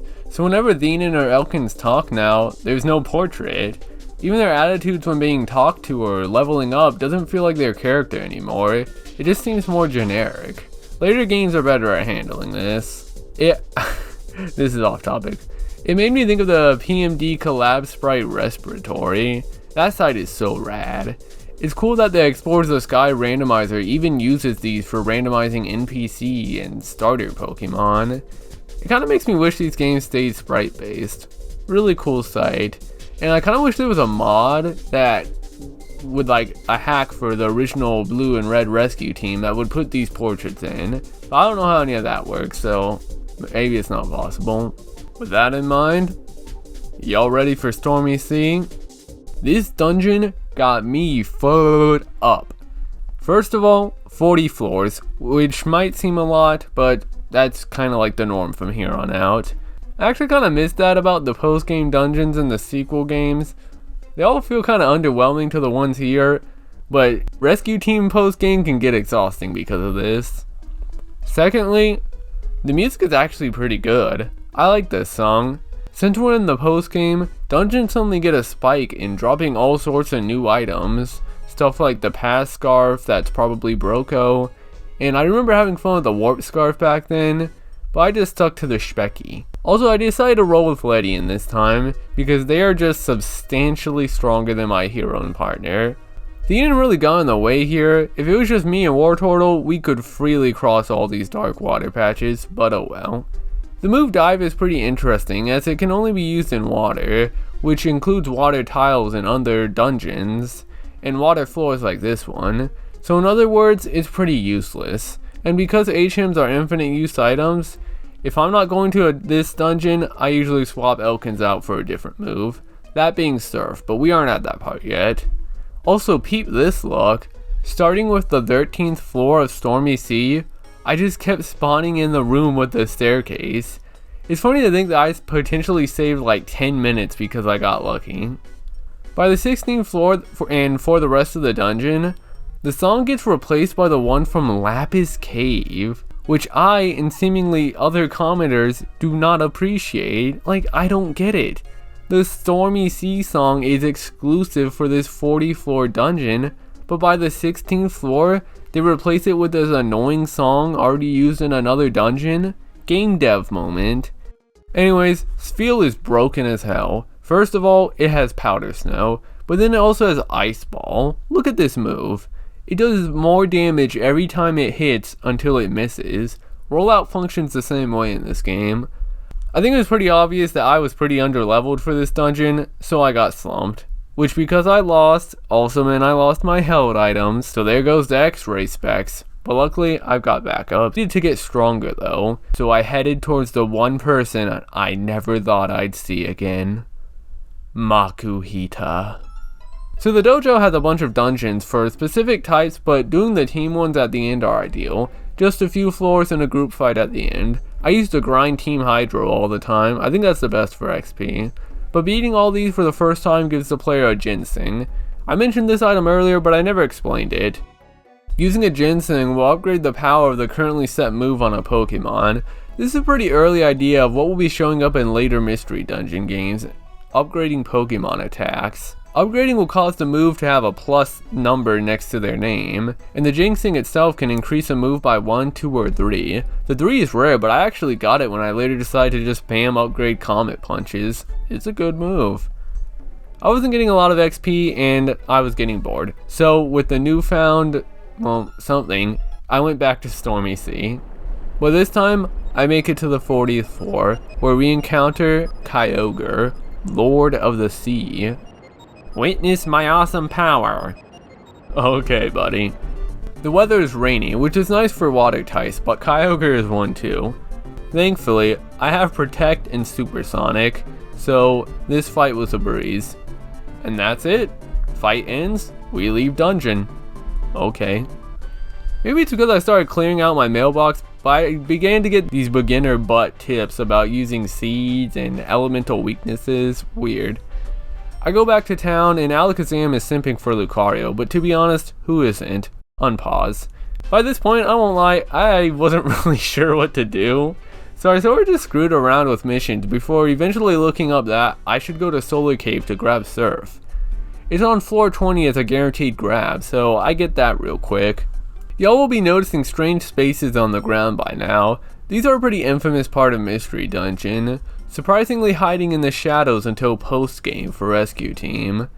These are traps, and they are giant meanie. They're invisible tiles that ruin your life. Only appearing in rooms and not tunnels, they can make items become sticky and unusable, which when it happens to my X-ray specs, buddy, we got a problem. Ruin food items, remove all PP from a move, teleport me around, lower stats, blow me up.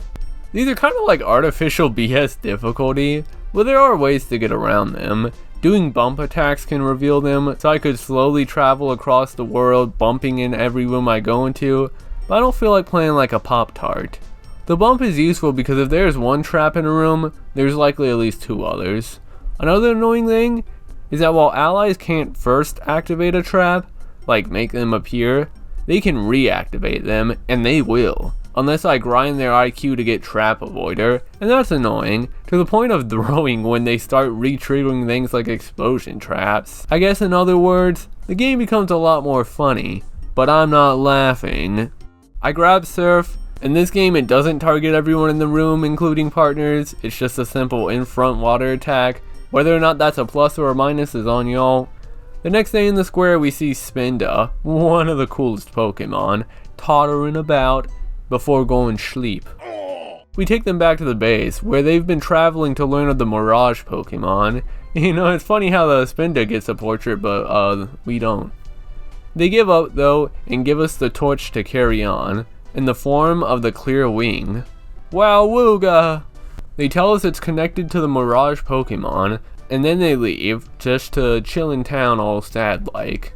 Thean suggests going to Xatu. I suggest not going to that godforsaken dungeon another time, but somehow I end up at the Grand Canyon again. Xatu says I don't know what the hell this crap is, but there is a large island known as the Three Fields. Go there with the feather. And this unlocks us Fiery Fields. Meanwhile, we get news of a mystery ruin discovered, the Buried Relic. We end up finding out how to access it. It's like a 99 floor dungeon with Reggies. I like Reggies. And there's this whole quest to get Mew. And yeah, there's a reason I'm not showing footage of it. I will say it's pretty cool that this dungeon can hold like any TM in the game. Like, it's a cool dungeon to just go in with an escape orb, get what I can, and then dip. But I'm about to tackle a bunch of 34 dungeons in a row, so I'm already running the gauntlet. These 3 field dungeons are so nasty. They employ anti-save scum strats by saving the game beforehand, which I always thought that game had by default.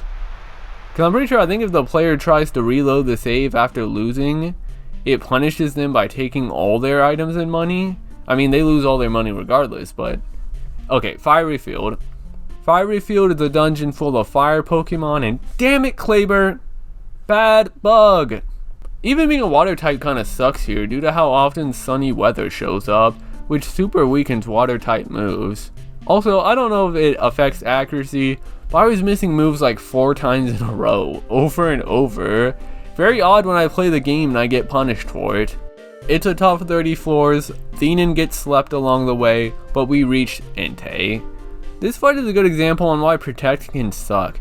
I use it 6 times in a row and it misses. So I basically just sat there for 6 turns doing nothing. This kept going until Kleber died, and at this point, I'm Steamed Coral. So I chuck a Stun Seed, petrifying Entei.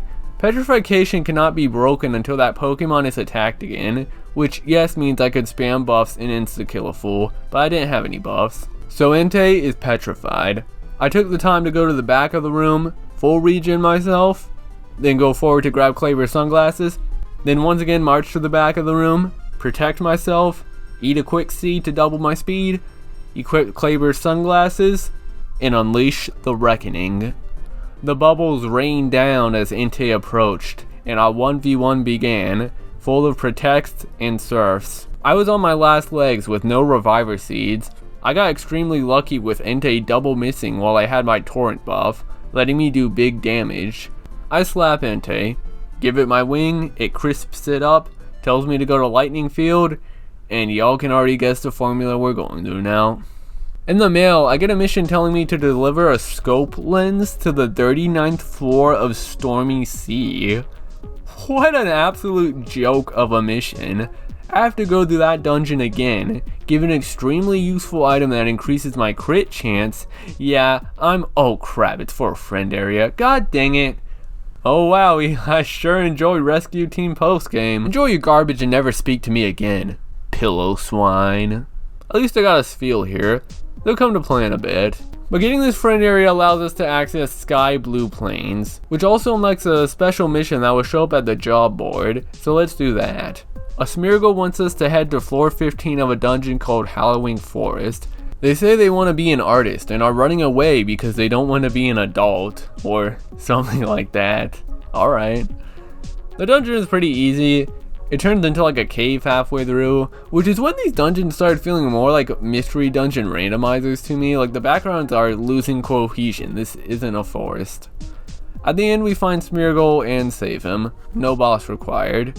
Taking him back to the base, we question him a bit before other Smeargles show up. They're here to take him back so they can perform the grown-up ritual. Okay. Which involves some sort of weird ass branding on the back. And listen, this video's long, and I don't know why this is where the line gets drawn, but I'm giving the shorthand on this conversation. Smeargle says he wants to join us, which I guess loopholes the ritual and everything works out. So now he's with us, having the unique ability to change the design of the flag at the base. But I don't get to choose the design. I'd rather not have to skip through his text asking to repaint the flag every time I talk to him. But we got a Smeargle. I love Smeargle in Mystery Dungeon. For those who don't know, Smeargle can copy any move from any Pokemon. They can do it off party members if I have a Blinker Seed. I used to think they were the strongest Pokemon, and while that may not be totally true, they are the funnest for sure.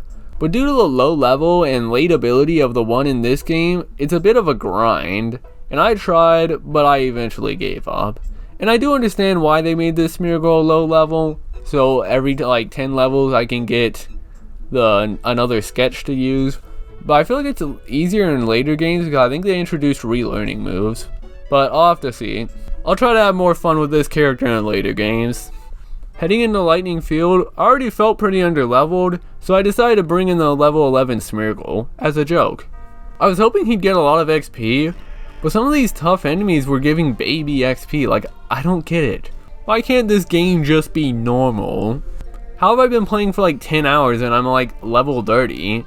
Anyways, despite being a water type, this dungeon wasn't that tough. It was also nice that I had Dig, which is like Dive but more accessible, and ground type so I could slap electric types with it. Funnily enough, the toughest Pokemon here was in the form of Tropius. Now that's a wild gamer. We make it a Raikou.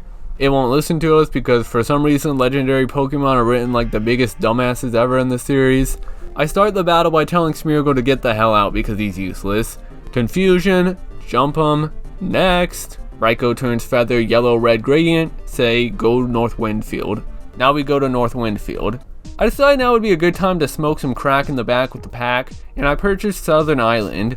Yeah, we're going to the south. Watch out. But the effects of that will come tomorrow, so for now, let's head to North Wind Field. With this being the ice dungeon of the pack, y'all would imagine I'd bring Bean in to help melt the fools. And yeah, I would think that too. Anyways, I recruited a Poliwag pretty early, and it's just casually level 50. Keep in mind that these Pokemon are giving me like no XP until they evolve. I grabbed Poliwag because I secretly really like Poliwrath. That's an underrated Pokemon. I don't care what y'all say. Like, normal people, please leave.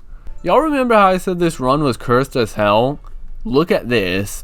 Was pretty far in, out of Reviver Seeds, probably because of the Smeargle, but then this happens. Like, I just don't get it. Delibirds are incredible killers in Mystery Dungeon. I didn't know, even though I think I used one a lot in my old Explorer save. I love Delibirds too. Next day, I wake up to a sudden shaking. Going outside, I get blown back by some strange organism. Going to the square, we find out that the purple Kecleon got robbed by that thing, which just seems like justice to me. But now we can go to Northern Range where that Pokemon was seen flying. At Northern Range, I encounter some cool aircraft, but this airplane's got hands. This is Latios, and we throw him in the chumpster. Eat dirt, soil sack. We take him back to the square and he's like, huh? He explains he was going to Pitfall Valley to save his sister, who got totally rocked by some piece of meteorite, which is pretty funny, but he took a bunch of TMs to do that. He was planning on making amends, but has failed. We guilty glare the purple Kecleon and he's like, what? And saves face by saying thievery is fine. Anyways, Alakazam thinks we should go in there and use the teleport gem that we got earlier to snatch Latios and get out, so we do that. We find Latios in the dungeon, and with this game's track record, I'm honestly surprised we don't have to fight her. But we reunite the two. Woohoo! They ask to join us, and can now be brought into dungeons, which I would have loved to leave Elkins behind for Latios, who has the most cursed move in Pokemon Mystery Dungeon history, Memento. But unfortunately, the only dungeons really left are the ones that require using Surf, so I guess you can stay, Elkins. Heading back to Northwind, I finished the dungeon, which involved jumping Suicune in a corner with Comet Punches, which was pretty neat. That's the silencer. That's the grenade launcher. I'm finna kill you. I'm finna drill you. And now you bleeding. Using its powers on the wing, it turns rainbow, allowing us to meet the Mirage Pokemon and mount far away. Okay, so I kind of screwed up this dungeon. See, I think Castform is a really cool Pokemon, but the main series games are so limited that it's not really possible to have fun with them. But in Mystery Dungeon, they're a blast. Mount Far Away has Castform, and at the very least I wanted to get one so I could sketch Weather Ball, but for some reason they just made Castform this gimmicky super rare Pokemon that gives a ton of XP and is very hard to recruit. I mean, I guess they just didn't want the player to have fun, which makes sense. I didn't realize that Mount Far Away wasn't 30 floors like the other ones have been, but instead 40. So I ran out of food and I was about to faint near the end. Luckily, I have a Reviver Seed, so it's not that big of a deal. Oh. Remember how I said not having Item Master turned on for Kleber was going to bite me in the back later on? Yeah, I meant that. Whatever. Heading to Wishcash's Evolution Cave, I spot Medicham and Ekans from Team Meanies. They're talking about wishes coming true and some big secret, but runs when spotting us. We can keep eavesdropping them over the next couple of days, where I learn about a dungeon called Wish Cave, which is what I should have been doing this whole entire time to accomplish the one thing that I wanted to do in post-game, but I'm screwing around with wings. And I figured I was so far deep into the Mirage Pokemon side quest, I might as well finish it. I do a final run back of Mount Far Away, still don't get a Castform, but we do make it to the top, where I encounter the Mirage Pokemon, Ho-Oh, the creator of Rainbows. Golly gee, I'm meeting the leader of Gay Pride! So cool. It calls defeating it and overcoming the mountain the final challenge, so as far as I'm concerned, I can stop playing after beating this. But the fight begins. Oh golly, here we go. Kleber is gonna show you the power of a superhero. Kamito punches! You can't run from justice, Mirage Falcon! Take charge of your destiny! Whoa, that was pretty cool. And that's it. Yeah, the bosses never have any post dialogue now, unless if I recruit them, I guess. Regardless, I feel pretty satisfied, but I still have one last loose end to tie up. What I was planning to do from the beginning. But first, I'll let Spenda know that we found Ho-Oh, who feels rejuvenated on their journey, which they will now continue to search for rare Pokemon. There's a bonus cutscene if you bring Ho-Oh here, but if y'all want to see that, check out that PMDGang video I recommended earlier. I'll put it in the description. Continuing the adventures of Ekans and Medicham, we head to the bulletin board to find Ekans unsure what to do as Medicham has been knocked out. We find a rescue mission and accept it. She said the reward is a secret, which is a real good way to make sure nobody actually saves you. Wish Cave is a 99 floor dungeon, so hey, I guess I am going in one, but I'm just going to go to the 20th floor to save Medicham. Wish Cave is an effed up type dungeon, where anyone who enters reverts back to level 1. And while I still have the sacred knowledge pulled from the archives that Snoochum destroys these dungeons with powder snow, I sadly don't have one. So I went in with the crew. I don't know why the hell I brought Smeargle. That Pokemon only has Sketch, and they only get a new Sketch like every 10 levels, so they're useless. Luckily, we still keep our held items, so we aren't full on Purity Forest. There's some really good items here too, like Citrus Berries, that increases the Pokemon max HP, which I decided to keep to after the dungeon, as I don't think it will affect the overall Pokemon, as after this dungeon they will revert back to their normal levels and stats. I got a Togepi along the way with Metronome, and that was really funny, but I reached floor 20, rescue Medicham, and get out. Medicham thanks us, bestowing upon us a Wish Stone. What Medicham says is true. Taking that stone to the depths of Wish Cave, I'll be able to have my wish granted by the Pokemon Jirachi. There's a few of them too, but that never happened for me, and that's okay. I can make my wishes come true if I just work hard enough. At the bulletin board, the two speak about how Gengar hasn't been acting the same. He's not his usual jerk-off self. Next day reveals the conclusion that Gengar wants to meet with Ninetales and is heading to Mount Freeze. So I decided to go to Mount Freeze, but Gengar wasn't there. I wasn't supposed to do that. Instead, the next day, Gengar shows up at my lack of door. He roasts us a bit like usual, before asking us to escort him to Mount Freeze, which is funny, because him inciting a mob against us is what led us to going to Mount Freeze in the first place. Isn't that funny, Gengar? I agree, which allows Gengar to tag along, but only for Mount Freeze. I can still go with 3 party members, which makes sense because looking at this guy's stats, he's basically an escort. We reach the peak, and Gengar calls Ninetales out, who appears. Ninetales, listen, I don't associate myself with that guy. If you want to smite him, I won't stop you. For those who still haven't picked it up, maybe I didn't do a good job pointing it out, but Gengar was the human in the tale that abandoned Gardevoir. Gengar doesn't want to be a Pokemon anymore, which is weird because Gengar is such a cool Pokemon. Be thankful. Ninetales explains he turned into a Pokemon not from the curse, but because he ran away from Gardevoir. So I guess it's like the curse of being a crappy person. Gengar threatens to kill Ninetales if she doesn't lift the curse. Like, trust me, Ninetales, we don't hang out with this guy. If you want us to help jump him, just give the word. But Ninetales says she can't lift curses, and gives Gengar a nine-tailed crest, saying Gardevoir's physical form is sealed within Murky Cave, and this crest can break the seal. And that's a whole bunch of random crap made up, but okay. Gengar's ready to break the curse and ushers us to take him, with Ninetales wondering if Gengar is going to be ready for what's to come. Isn't it weird that this all happened because some human wanted to touch a Ninetales tails? I actually consulted the archives and found out that this Ninetales stuff wasn't made up for this game. Ninetales and Tails have always been linked to a curse since the beginning. But I don't know, a lot of these Pokédex entries say different things, like, what the hell is Sapphires? 9 wizards possessing sacred powers merged together?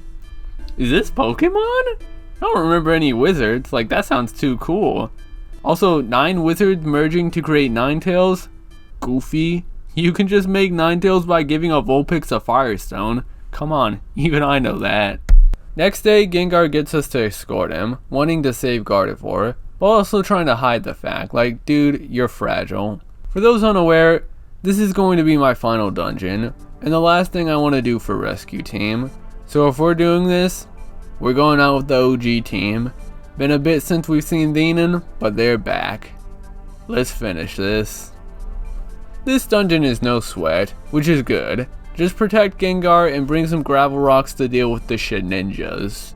Floor 20 is our destination. Here we locate a dice, or daze, I don't know. I'm gonna be honest, I've never seen that word in my life. But Gengar puts the crest in only to be greeted by the Judge of Darkness? I don't know, they're just making things up by this point.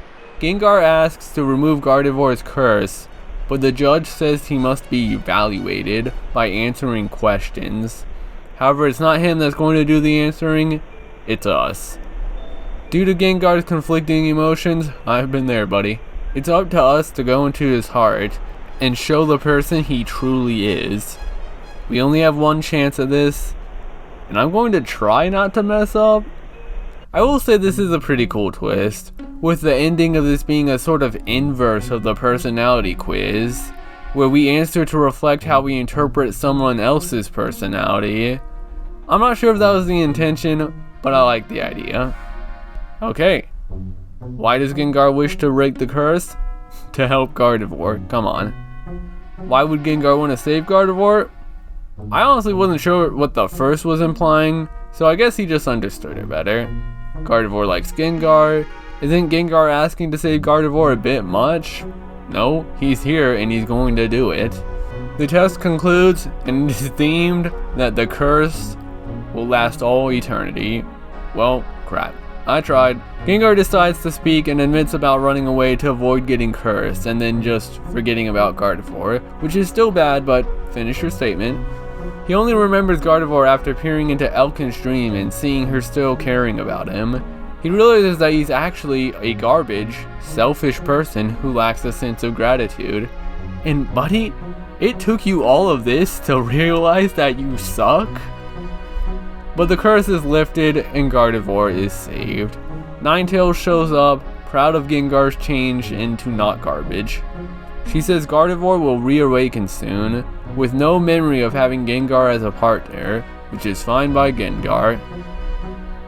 But I gotta wonder if this is okay. She seemed perfectly happy being a spirit, and now we're non-consensually taking her out of her seemingly important role? Seems like a nerf to me. Despite not knowing us, Gardevoir thanks us, and I imagine Gengar is just dying on the inside right now. He gives us a mobile scarf, a really cool item that enables us to no-clip at the cost of Ellie. Kinda useless unless my full team has it or if I'm paired with ghost types who can just no-clip innately, balanced. But Gengar says his farewells, having a brief conversation with Gardevoir before leaving the story. Meanwhile, Gardevoir can be found in the square the next day, who asks to join our party. Sure, I guess. I don't know, maybe younger me felt something for Gengar, but nowadays, for all the bad he's done, his turn to good is too little too late. I don't like this guy, but this is what I wanted to do, and I think this is a nice arc to conclude the game on. I'm sad I didn't do the Deoxys dungeon, Meteor Cave. That one seemed to be one of the few dungeons with an actual gimmick. If I'm correct, it revolves around defeating Deoxys clones to open up the stairway.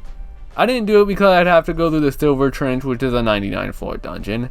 And listen, younger me did all this stuff. Trust me, I still have the games and the save files. I was actually fearing Silver Trench a lot. I came into this thinking that in order to do the Gengar plot, I'd have to do some 99 floor dungeons, but nah. So I guess I can wrap things up and give my final thoughts on Rescue Team.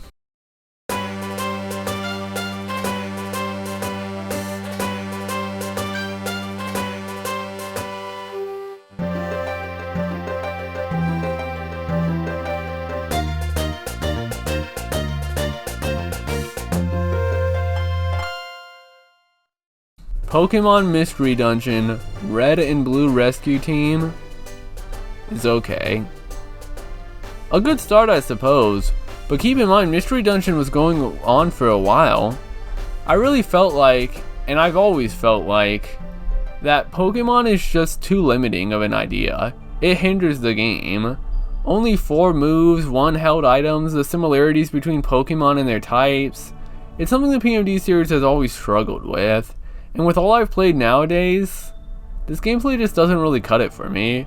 Especially with how plentiful and varied roguelikes and dungeon crawling RPGs are nowadays, and arguably even back then. But I can still appreciate this game for what it tries to do. The attempt at a world, a story. It didn't feel like some shallow one-off game that PokeTubers will bring up nowadays like, remember that weird Pokemon game? I think there's a genuine attempt to take the idea of Pokemon and build its own world from it.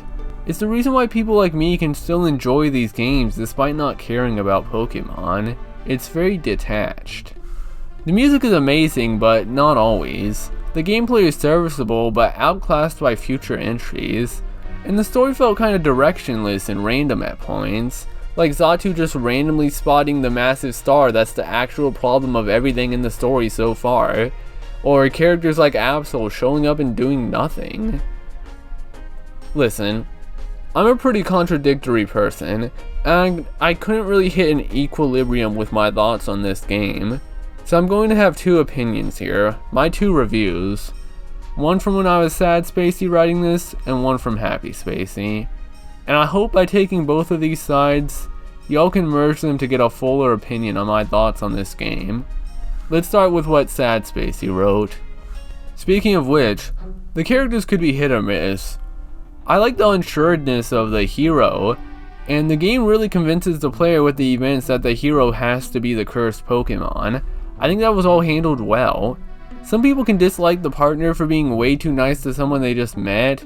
And I mean, I'm not asking for realism. I don't know what's considered normal to this world, but if it's just a mirror to the personality of humans, then yeah, it's kinda strange. But there's always sort of a joyous confidence and bravery to this incarnation of the partner that I could always appreciate. It made them unique. Yet, looking at everyone else, I can't say I cared for anyone else.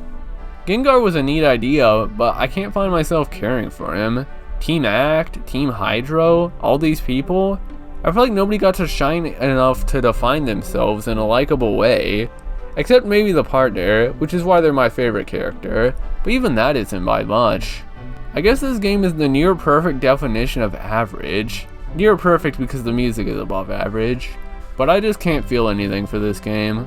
And I sadly can't see or understand what my younger self felt while playing this game. Oh yeah, I guess the graphics are cool too. I don't really care to talk about that stuff, but it's pretty. Commendable with how many sprites they had to make for all the Pokemon, and I do like the looks and views of the friend areas. Don't get me wrong, I don't hate this game.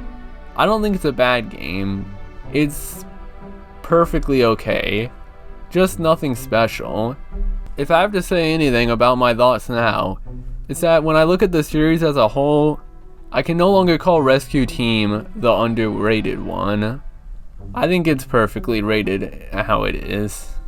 I never really found myself having fun. I either just got frustrated or bored. In some ways, I wonder if I've lost the color in my eyes by being an adult. A reminder that I'll never really understand that part of me when I was a kid. I loved this game when I was a kid. I don't know what it meant to me, and now I'll never know, other than what it means to me now, which is just a simple review of, it's okay, but nothing special. And now for the review by the more positive outlook from Happy Spacey. Yes, I had to wait till I was getting not downer to write this.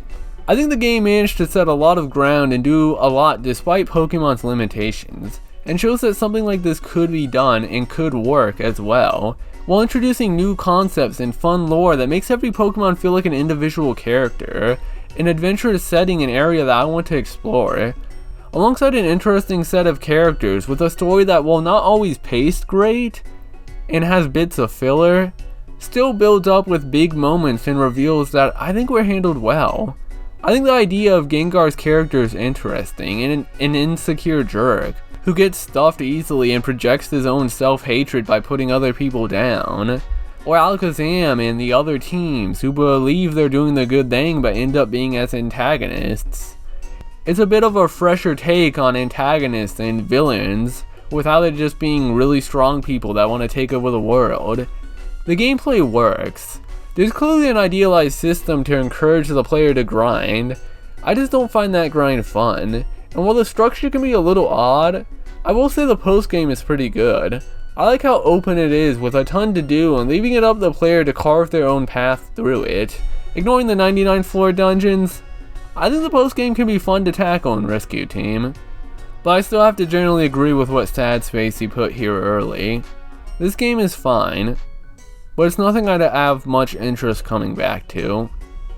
It's solid, but in this day and age, I've grown and experienced so much more that I can only look at Rescue Team as a past friend I used to like, and think of how far I've come.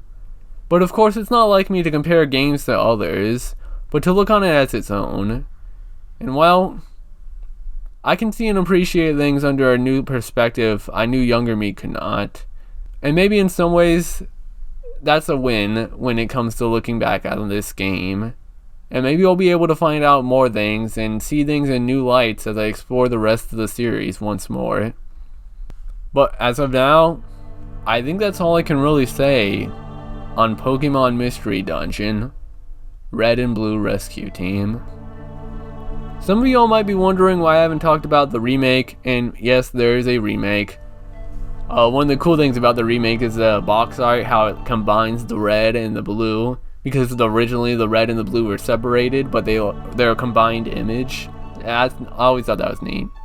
But as for the remake, I have no opinion on the game, other than I don't really like the new music due to the instrument balancing, and they should have kept the Emeros and Looplets from Super Mystery Dungeon, because that's honestly the future of the series. Please put them in every Mystery Dungeon going forward. It's just a big improvement. But if I ever get the ability to record that game, then yeah, I'll do a video talking about it exclusively.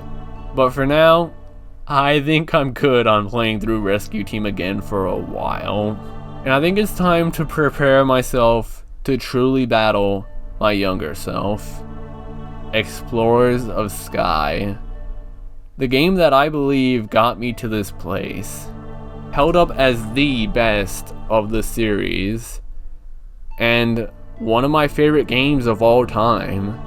Even if I've only ever played through it like a long time ago. I'm scared.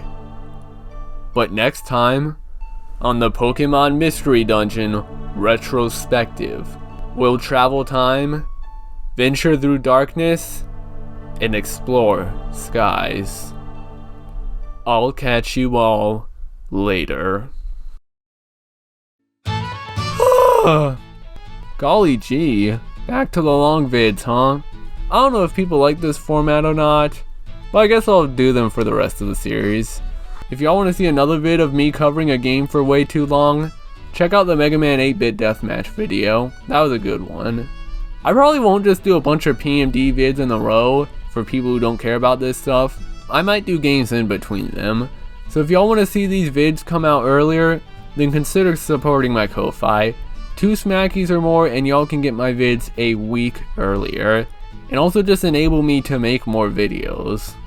But yeah, thanks for watching y'all.